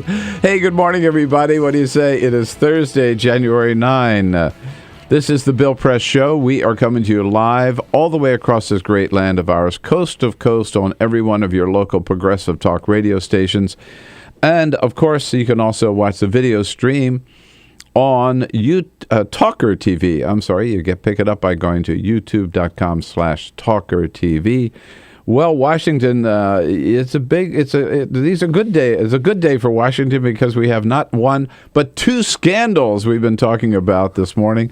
The first is the new memoir of Robert Gates, first copies of which circulated in Washington a couple of days ago. He makes some pretty outrageous and I think wrong charges against President Obama and Vice President Joe Biden. And then on top of that, yesterday we find out that after denying it for months and months and months and making fun of it and attacking reporters for even asking about it, it was Governor Chris Christie's office that in fact did order the closure of 2 out of 3 lanes on the George Washington Bridge last August as political payback against the mayor of Fort Lee, New Jersey, who refused to endorse Chris Christie for re-election. Governor Christie says he knew nothing about it. Meanwhile, here in Washington, D.C., everybody's back on the job. The Senate came back on Monday. The House came back on Tuesday. President Obama came back last Sunday. Can we expect to get anything done? Congressman Tim Ryan is here with the answers, representing Ohio's 13th District and the great cities of Youngstown and Akron. Good morning, Congressman. Good to see you. Great to be with you. I remember the good days when we were in Akron, Ohio, till they turned that station into a sports station. I'll never forgive them for that. Great town. It is a great town. Yeah.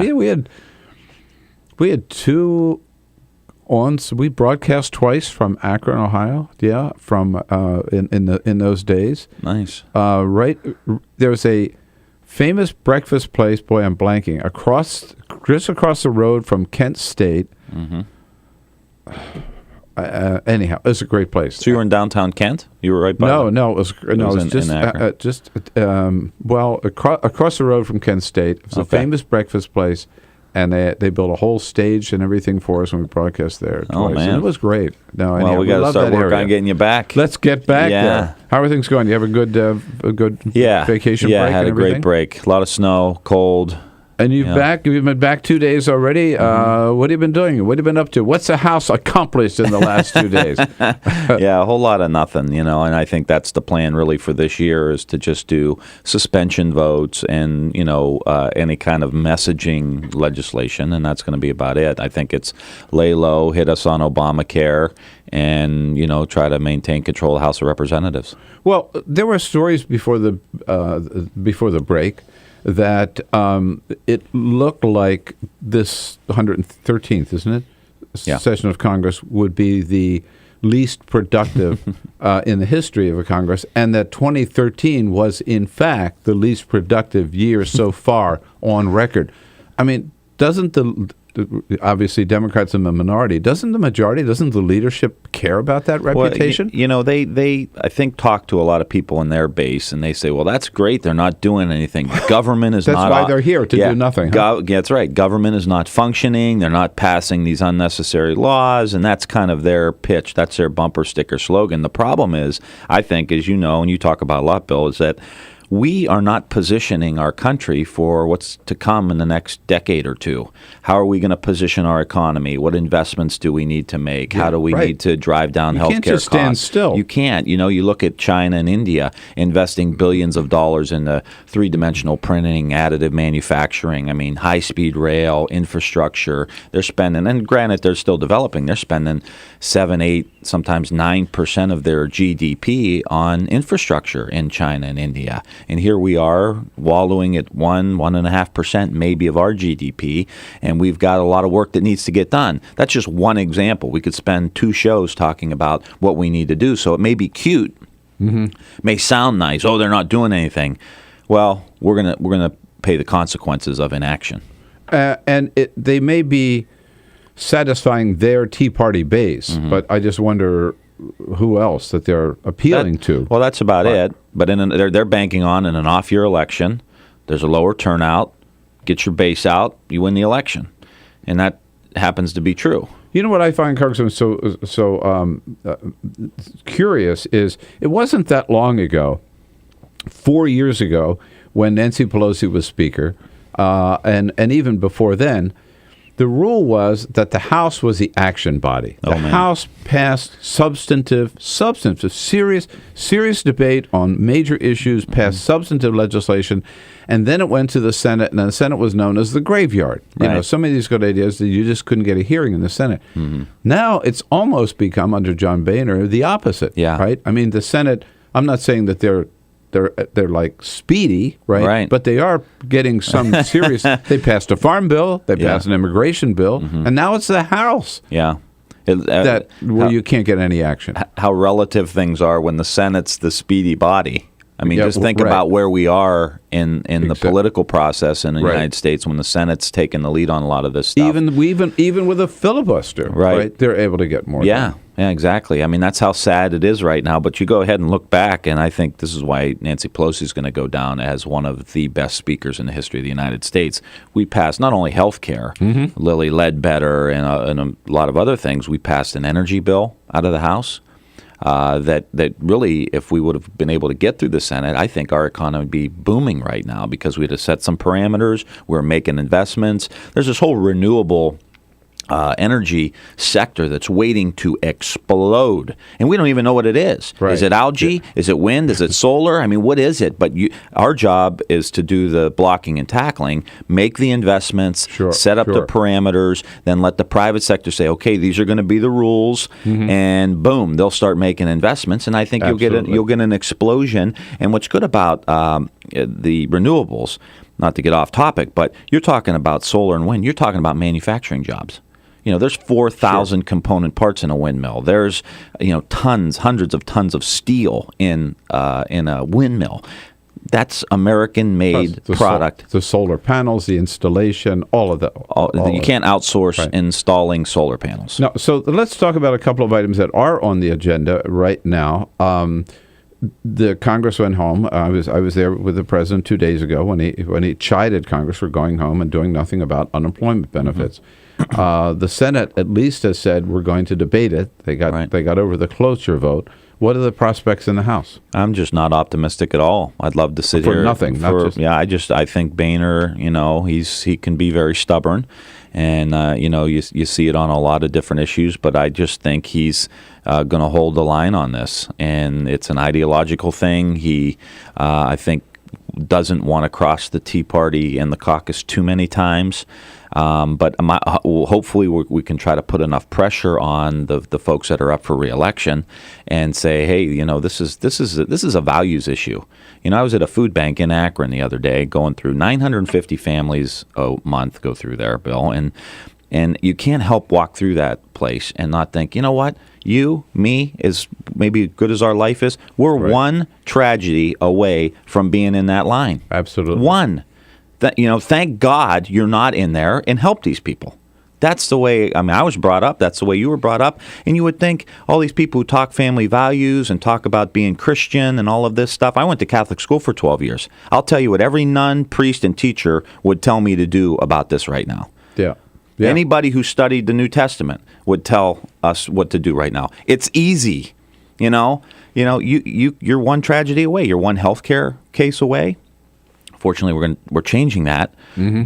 But how many people in my district a 3 years ago, 1,700 families went bankrupt because of a health care issue. Guess where you end up? Right. You end up in the food line. So again, President Obama said the other day that it's not just the 1.3 million Americans who lost their unemployment insurance, that if they don't do something this year, there are like 14 million Americans, because you got their spouses, you got their kids, you got suppliers and all of that. Right. And these are people who are, for no fault of their own, unemployed for more than 6 months, and they're out there looking for jobs. They are. There's 3 people looking for every one job. And how disrespectful it is to say, oh, you're lazy. Yeah. Well, wait a minute. People in my district are out looking. A steel mill with 1,000 good-paying jobs closed down in the last year and a half. Those guys are out there looking for work. They don't want to sit home. Yeah. They want to go out and work. And when they were working, they would work 6 days a week. They'd work 7 days a week. These guys would take up any overtime they could possibly get at any job they've ever had.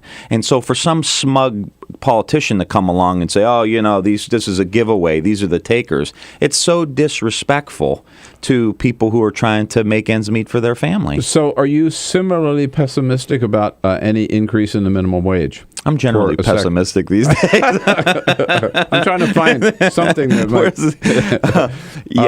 I think there's no shot in the House of any increase in the minimum wage. $7.25. They did it. Republicans did it for George W. Bush. Mm-hmm. Yeah. Not for him, but they did it because he was president. He wanted it. He supported it. Yeah. Now, why not now? Just because Obama's in the White House? Yeah, pretty well. And then the party is as conservative as it was then. Remember, Bush campaigned on being compassionate conservative. And it's tough to find a compassionate conservative. That's a 4-letter word today, compassionate conservative, man. Yeah. You call yourself a compassionate conservative. Oh, yeah. If you're a Republican in Congress. We'll show you compassion. Get up. Yeah, right. For a Republican to use that phrase today means I'm out of office. Yeah. Right? Yeah, you get primaried. You'd get primaried. Yeah. For sure. Oh, you said something nice about President Obama, or you hugged Chris Christie, Charlie Crist. Oh, you gave him a hug. Yeah. You're out. Well, let me try a third issue: immigration reform. All right, now we know John Boehner has hired this woman who used to work for whoever is the expert on immigration reform. Everybody says this means that the House is John Boehner is ready to do something about immigration reform. Yes, no? Well, that indicates he wants to at least look at it and try to maybe find a middle ground. And this may even be a setup, maybe not for this year, but maybe going into the presidential. And that may be the strategy for the Republicans, is to say, I don't think we can do it this year. Our base doesn't necessarily want this, but maybe going into 2016, whoever our nominee is, we're going to, and demographics are going to continue to change. Maybe by then we should have something pieced together. But you never know. There may be something small, maybe a DREAM Act style piece of legislation that's even more watered down than the DREAM Act is. Which we support, but it certainly is not comprehensive immigration reform. The theory I hear is that Republicans believe, immigration reform is important on the national level. So, that's important for 2016. Mm-hmm. but it's not really important in the congressional level, and so we don't need to do anything about it in 2014. Do you buy that theory? Do you think that's what's driving them? I think so. I think that's it. And then, again, it's ignoring what's good for the economy, what's humane, what's good for the country, what's good for the country, what's most humane for the families who are separated or dealing with all the complexities that come with trying to get into the United States, or half the family being in the United States, or people getting deported from the United States, or whatever the case may be. And, you see in places even like Youngstown and Akron, the things that are burgeoning in our areas, because we have the University of Akron and Youngstown State University, these little tech sectors, these little business incubators that are starting to grow. We started with 10, 20 people. Now they're 300 or 400, and they're making $60,000 a year in downtown Youngstown or in Akron. These are big jobs. What throws gas on that fire? Immigration reform. Making sure we keep well-educated people who come and go to Case Western Reserve or go to Carnegie Mellon or go to Akron. Have the skills that these companies need, and they're going to come in and they're going to create value. They're going to create wealth. So people say, well, they're going to take my job. No, they're going to create value and wealth, and they're going to create more jobs of which everyone else is going to benefit from. But that gets ignored because it's not good for the Tea Party base. So what are the prospects for the Congress this year? Any action at all? Congressman Tim Ryan here. Doesn't look too good at the moment. Any suggestions, any comments, any questions for the good congressman, give us a call at 866-55-PRESS on this Thursday, January 9. We'll be right back. This is the Bill Press Show.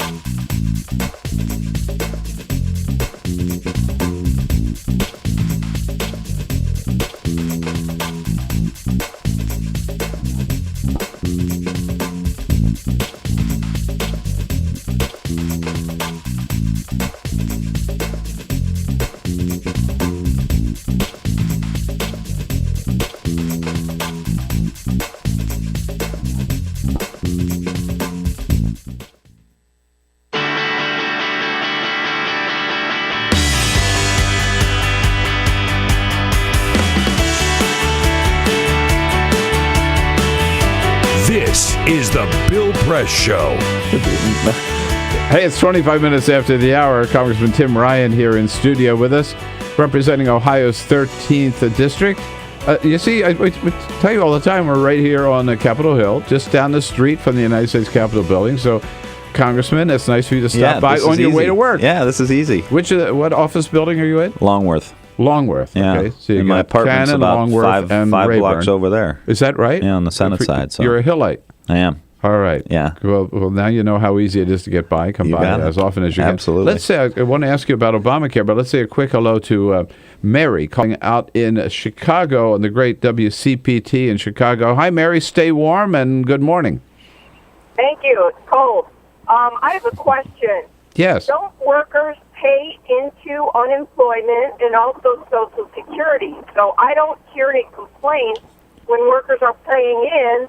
I only hear complaints when we get paid out. I mean, what's going on? That is an excellent question, Mary. Take your answer on the air. She's right, isn't she? Yeah, well, I mean, this is one of the things that... It's an insurance plan, right? It's an insurance plan, just like Medicare, just like Social Security. And we have done a bad job, I think, of talking about this as some government program, some entitlement, when it's people pay into these programs and they want to get out what they put in.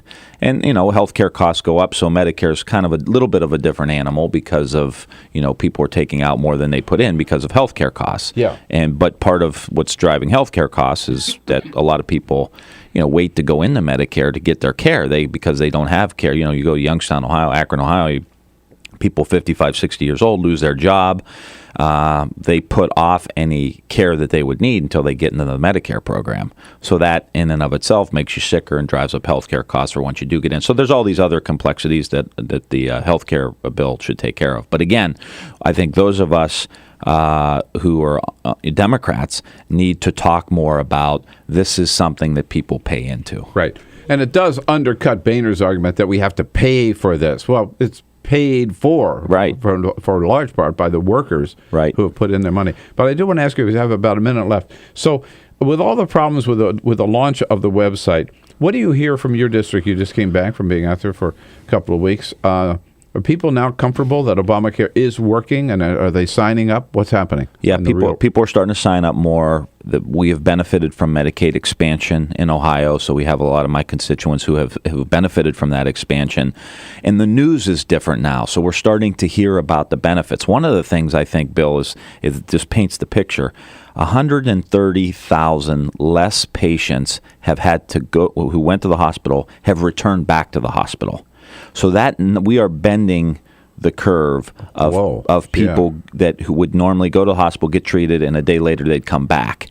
Because of the reforms we set up, that number is going down, and it's down by about 130,000 people. That is the kind of reform that the Affordable Care Act has put into place. So Democrats don't have to run away from it. No, we're going to win this in the long run. We got to hang tough, though. All right. Well, let's win the House back, too, while we're at it. You got it. 2014, all right? Back to work. All right. Well, let's get back to work. Congressman Tim Ryan, thanks so much for coming in. Happy New Year. Happy New Year. Make it a great 2014. Thank you. We'll be back with Mark Mazzetti from the New York Times. This is the Bill Press Show.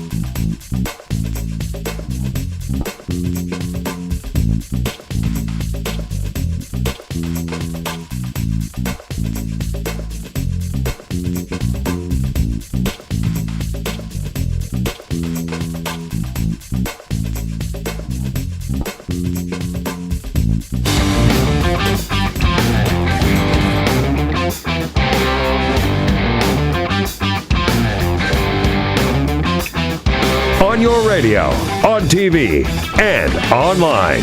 This is The Bill Press Show. Hey, 33 minutes after the hour, Thursday, January 9. What do you say, everybody? Great to see you. Welcome back to The Bill Press Show on your local progressive talk radio station and on our video stream at TawkrTV, TawkrTV. Spent a lot of time talking about two big scandals today, rocking Washington, D.C., rocking the nation. One is the new memoir of former Defense Secretary Robert Gates called Duty. I'll have a parting shot about that at the end of the half hour here. And the other is what they're calling Bridgegate. You know, it's been a local story up in New Jersey, but has suddenly achieved a national attention yesterday and this morning because of emails now that connect. Here's what the scandal is all about, that last August, for 4 days in a row, the George Washington Bridge, that major artery from New Jersey into New York City, at peak rush hour in the morning, 2 out of 3 lanes were closed down.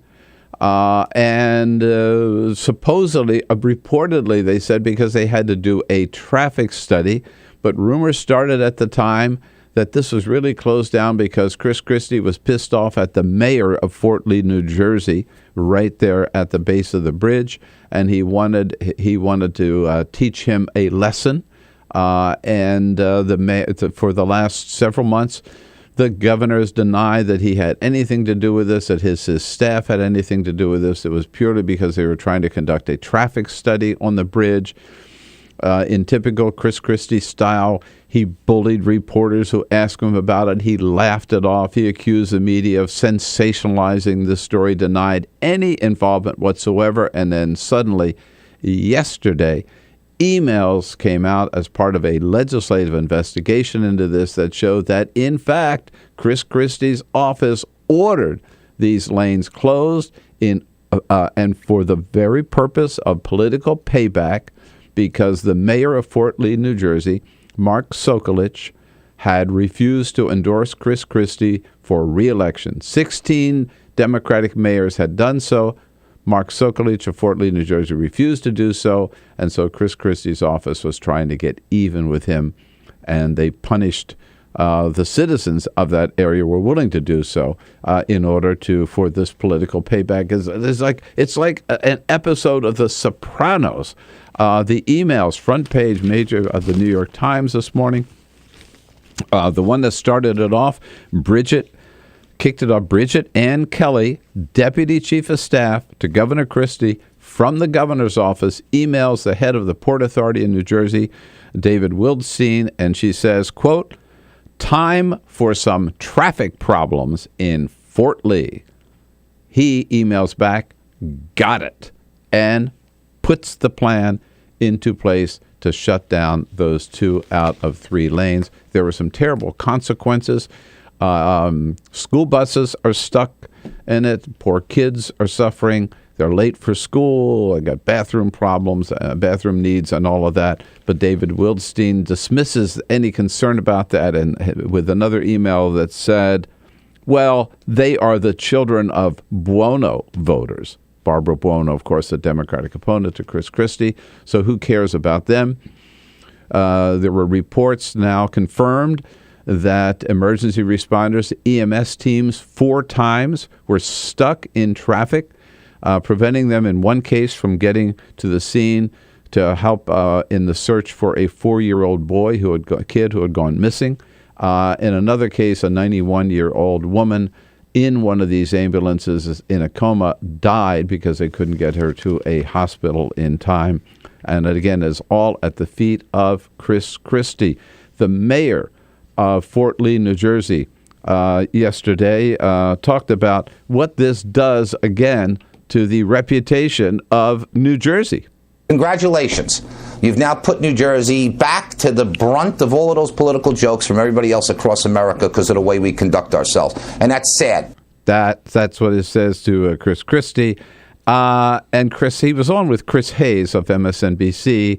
One of these emails took a really ugly ethnic slam at Governor Mark Sokolich, who is a Croat from family from Croatia. Chris Hayes asks the mayor about that one. I have to read this to you and get your response to it, because it was one of the most vicious little jabs in there. After throwing an article about the traffic jam, we have David Wildstein, who since resigned, saying, "It will be a tough November for this little Serbian." Got a response to that? David Wildstein deserves an ass kicking, okay? Sorry, there, I said it. Deserves an ass kicking, indeed he does. Wildstein, by the way, head of the Port Authority, appointed by Chris Christie, a longtime buddy of Chris Christie. I think they went to high school together. He resigned a couple of months ago. His deputy, a guy named Bill Baroni, also involved in this for giving the orders to close the bridge, also has resigned. Governor Chris Christie now denies that he had. When these emails surfaced yesterday, he canceled all events he had planned for yesterday. He basically went into hiding, put out a statement hours and hours later insisting that he knew that he was embarrassed by this. He found this conduct unacceptable, and that he insists he knew nothing at all about what happened. After, again, making fun of it, laughing about it, denying any role for the last 4 months, now he denies. Now we know that it was his office, his deputy chief of staff, that gave the orders. Christie says he knew nothing about it, which is still raising a lot of questions. Are we to believe Christie? The New Jersey Star Ledger this morning saying that yesterday morning in their editorial, if Chris Christie knew about it and is lying now, then he is unfit for public office. If he didn't know about it, then how can we trust him as a manager if this could happen right under his nose and he had no idea what was going on? The significance of this obviously goes far beyond New Jersey, because Chris Christie is such a I want to use the word large, and I'm not talking about his body size, but he is a large political figure now in this country. He is the new head of the Republican Governors Association, and he certainly has plans, which he has made no bones about, for 2016. And a lot of people have been saying Chris Christie is just the ticket we need in the Republican Party for 2016 to get away from Washington, get away from the Tea Party, get away from the establishment Republicans, and let somebody who's an original, who's got his own style, who's his bullying style, and who gets things done. Well, it looks like in this case he may have used, or certainly his staff used, we know that for sure, his bullying style to get even, to play some political payback against a mayor of Fort Lee, New Jersey, only for the reason that he didn't endorse Chris Christie. Didn't endorse Barbara Buono. He didn't endorse Chris Christie for re-election. I think this could, if it turns out that Chris Christie did know about this and he's lying now, he is finished. He is toast. Even if he can prove that he knew nothing about it and he fires Bridget Ann Kelly, I think still Chris Christie has been seriously damaged by this. He has scheduled a news conference with reporters at 11 o'clock today. That's going to be a live and interesting one for sure. I bet you're going to see a chastened Chris Christie. No bullying today at the news conference. Mark Mazzetti from the New York Times has written a bombshell story about how he found out about the FBI spying on Americans. He'll tell us all about it when we come back here on the Thursday edition of the Bill Press Show. This is the Bill Press Show.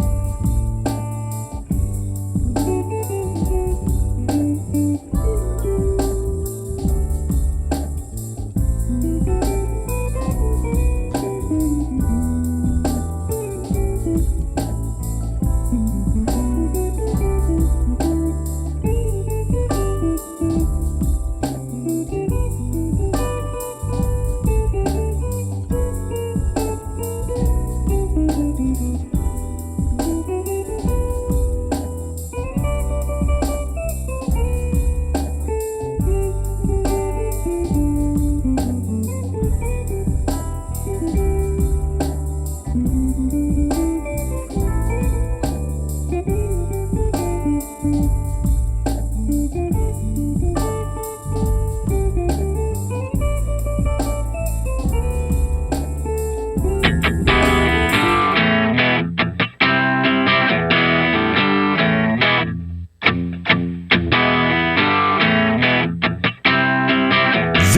is the Bill Press Show. 14 minutes before the top of the hour, wrapping up here on a Thursday, January 9, with a very, very important story. With all the attention to Edward Snowden, whistleblower on the NSA, a bombshell story in the Tuesday New York Times about a group of whistleblowers on the FBI back 20 or 30 years ago, actually 43 years ago. Mark Mazetti wrote that story for the New York Times. The headline, "Burglars Who Took on FBI Abandoned the Shadows," and New York Times reporter, one of the best investigative reporters in the country, in my opinion, Mark Mazzetti, joins us on our newsline this morning. Hello, Mark. Good morning. Thanks for having me on. I don't know whether you remember, you and I crossed paths a few years ago back when I was still at WMAL here in Washington, D.C. Absolutely. You were in studio with us, so it's good to reconnect, Mark. Happy New Year. Happy New Year to you. So how did these guys, who were they, and how did they get this information on what the FBI was up to?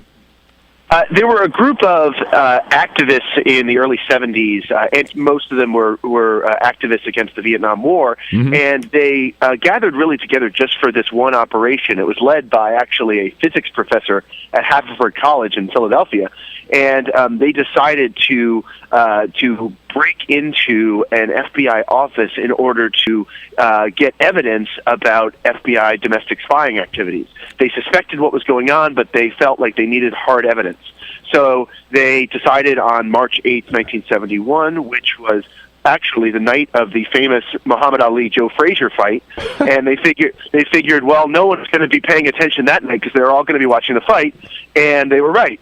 And so they broke into the office in Media, Pennsylvania, and stole thousands of documents. So this is a day before security systems and security cameras, right? I mean, that nobody. That's right. They weren't. There were security systems at that time, but they weren't sure whether the FBI office had a security system. So in the weeks before the break-in, one of the burglars, a female, went into the office posing as a Swarthmore student, researching job opportunities at the FBI for women, and talked to the agents and kind of cased the office to get a sense about whether there was some kind of a burglar alarm, and there wasn't. Wow. So they got these documents, they went off, and what did they find in the documents?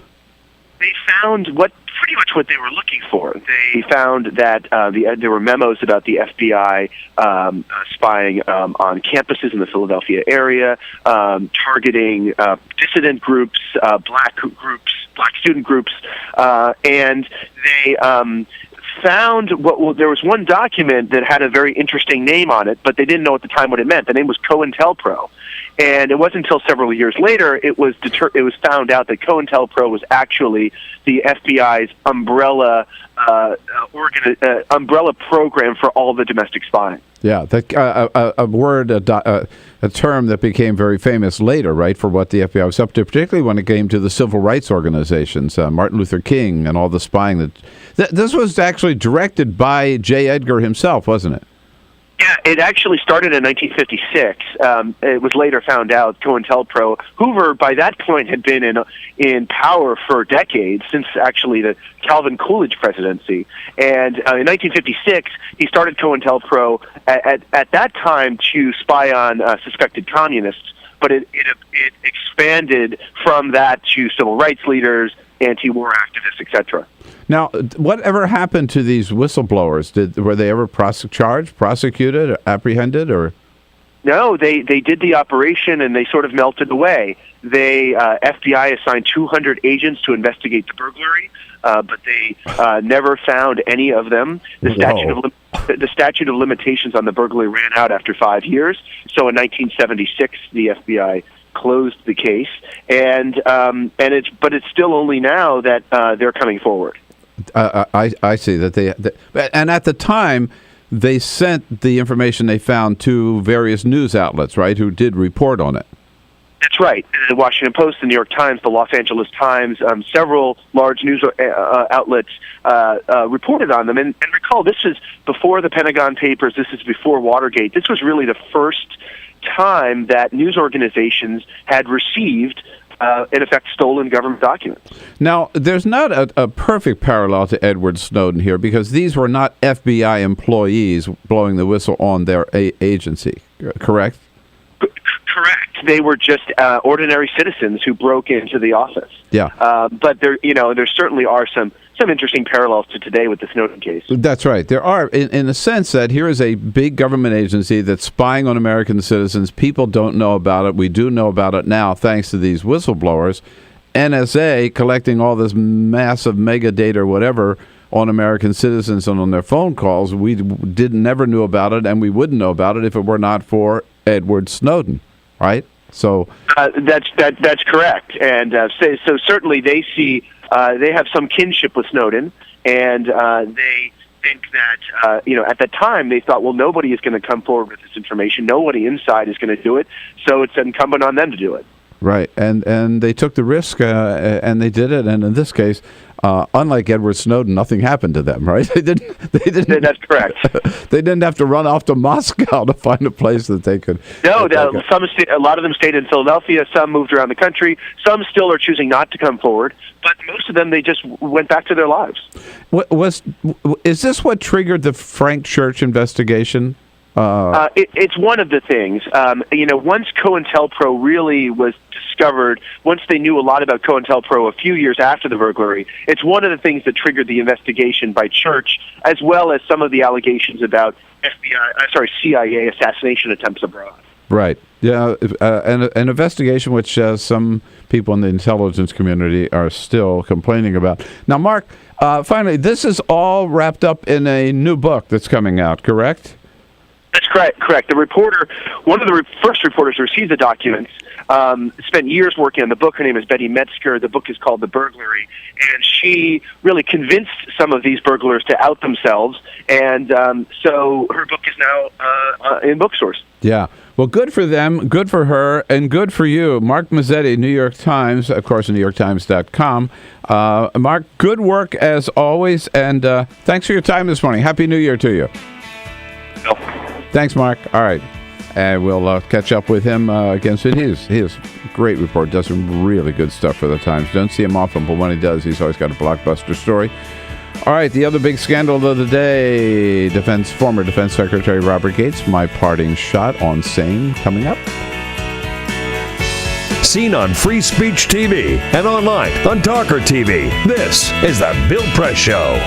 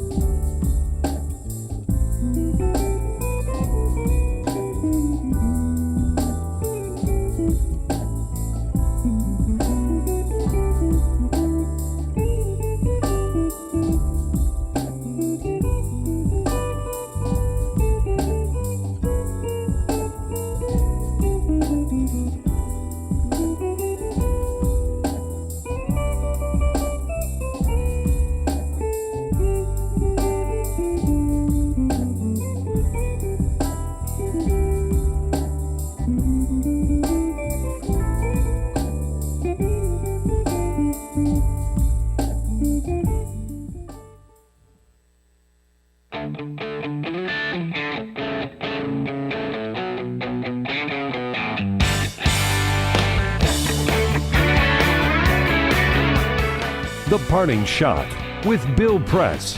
This is The Bill Press Show. And on this Thursday, January 9, my parting shot for today, there's a new book out. Maybe you've heard about it. It should be called Bobby, We Hardly Knew Ye. Yes, indeed. All this time we thought Defense Secretary Robert Gates was a quiet, thoughtful, loyal public servant, but now that he has ripped off his gentlemanly mask, we discover that Gates is really a small-minded, self-serving, disloyal whiner and backstabber. Bobby, we hardly knew ye. Yeah, in his new book, Duty, Republican Robert Gates makes it clear that he liked the way George Bush and Dick Cheney governed because when he walked into the Oval Office, they gave him everything he wanted, including 2 long, bloody, and costly wars. He didn't like it when Barack Obama and Joe Biden took over because they started asking tough questions on Iraq, Afghanistan, the defense budget, and don't ask, don't tell, for example. In other words, under the Constitution, President Obama and Vice President Biden were doing their jobs as the civilian commanders of the military. If Gates didn't like it, he should have spoken out, which he admits he never did, or he should have just quit, which he didn't have the balls to do. What's ironic to me is that Gates slams President Obama for not respecting the military when Gates himself is failing the first test of the military, which is to respect and obey the chain of command. Shame on him. That's my parting shot for today, folks. Have a great Thursday. We'll see you right back here again tomorrow. A lot more fun. Have a good one.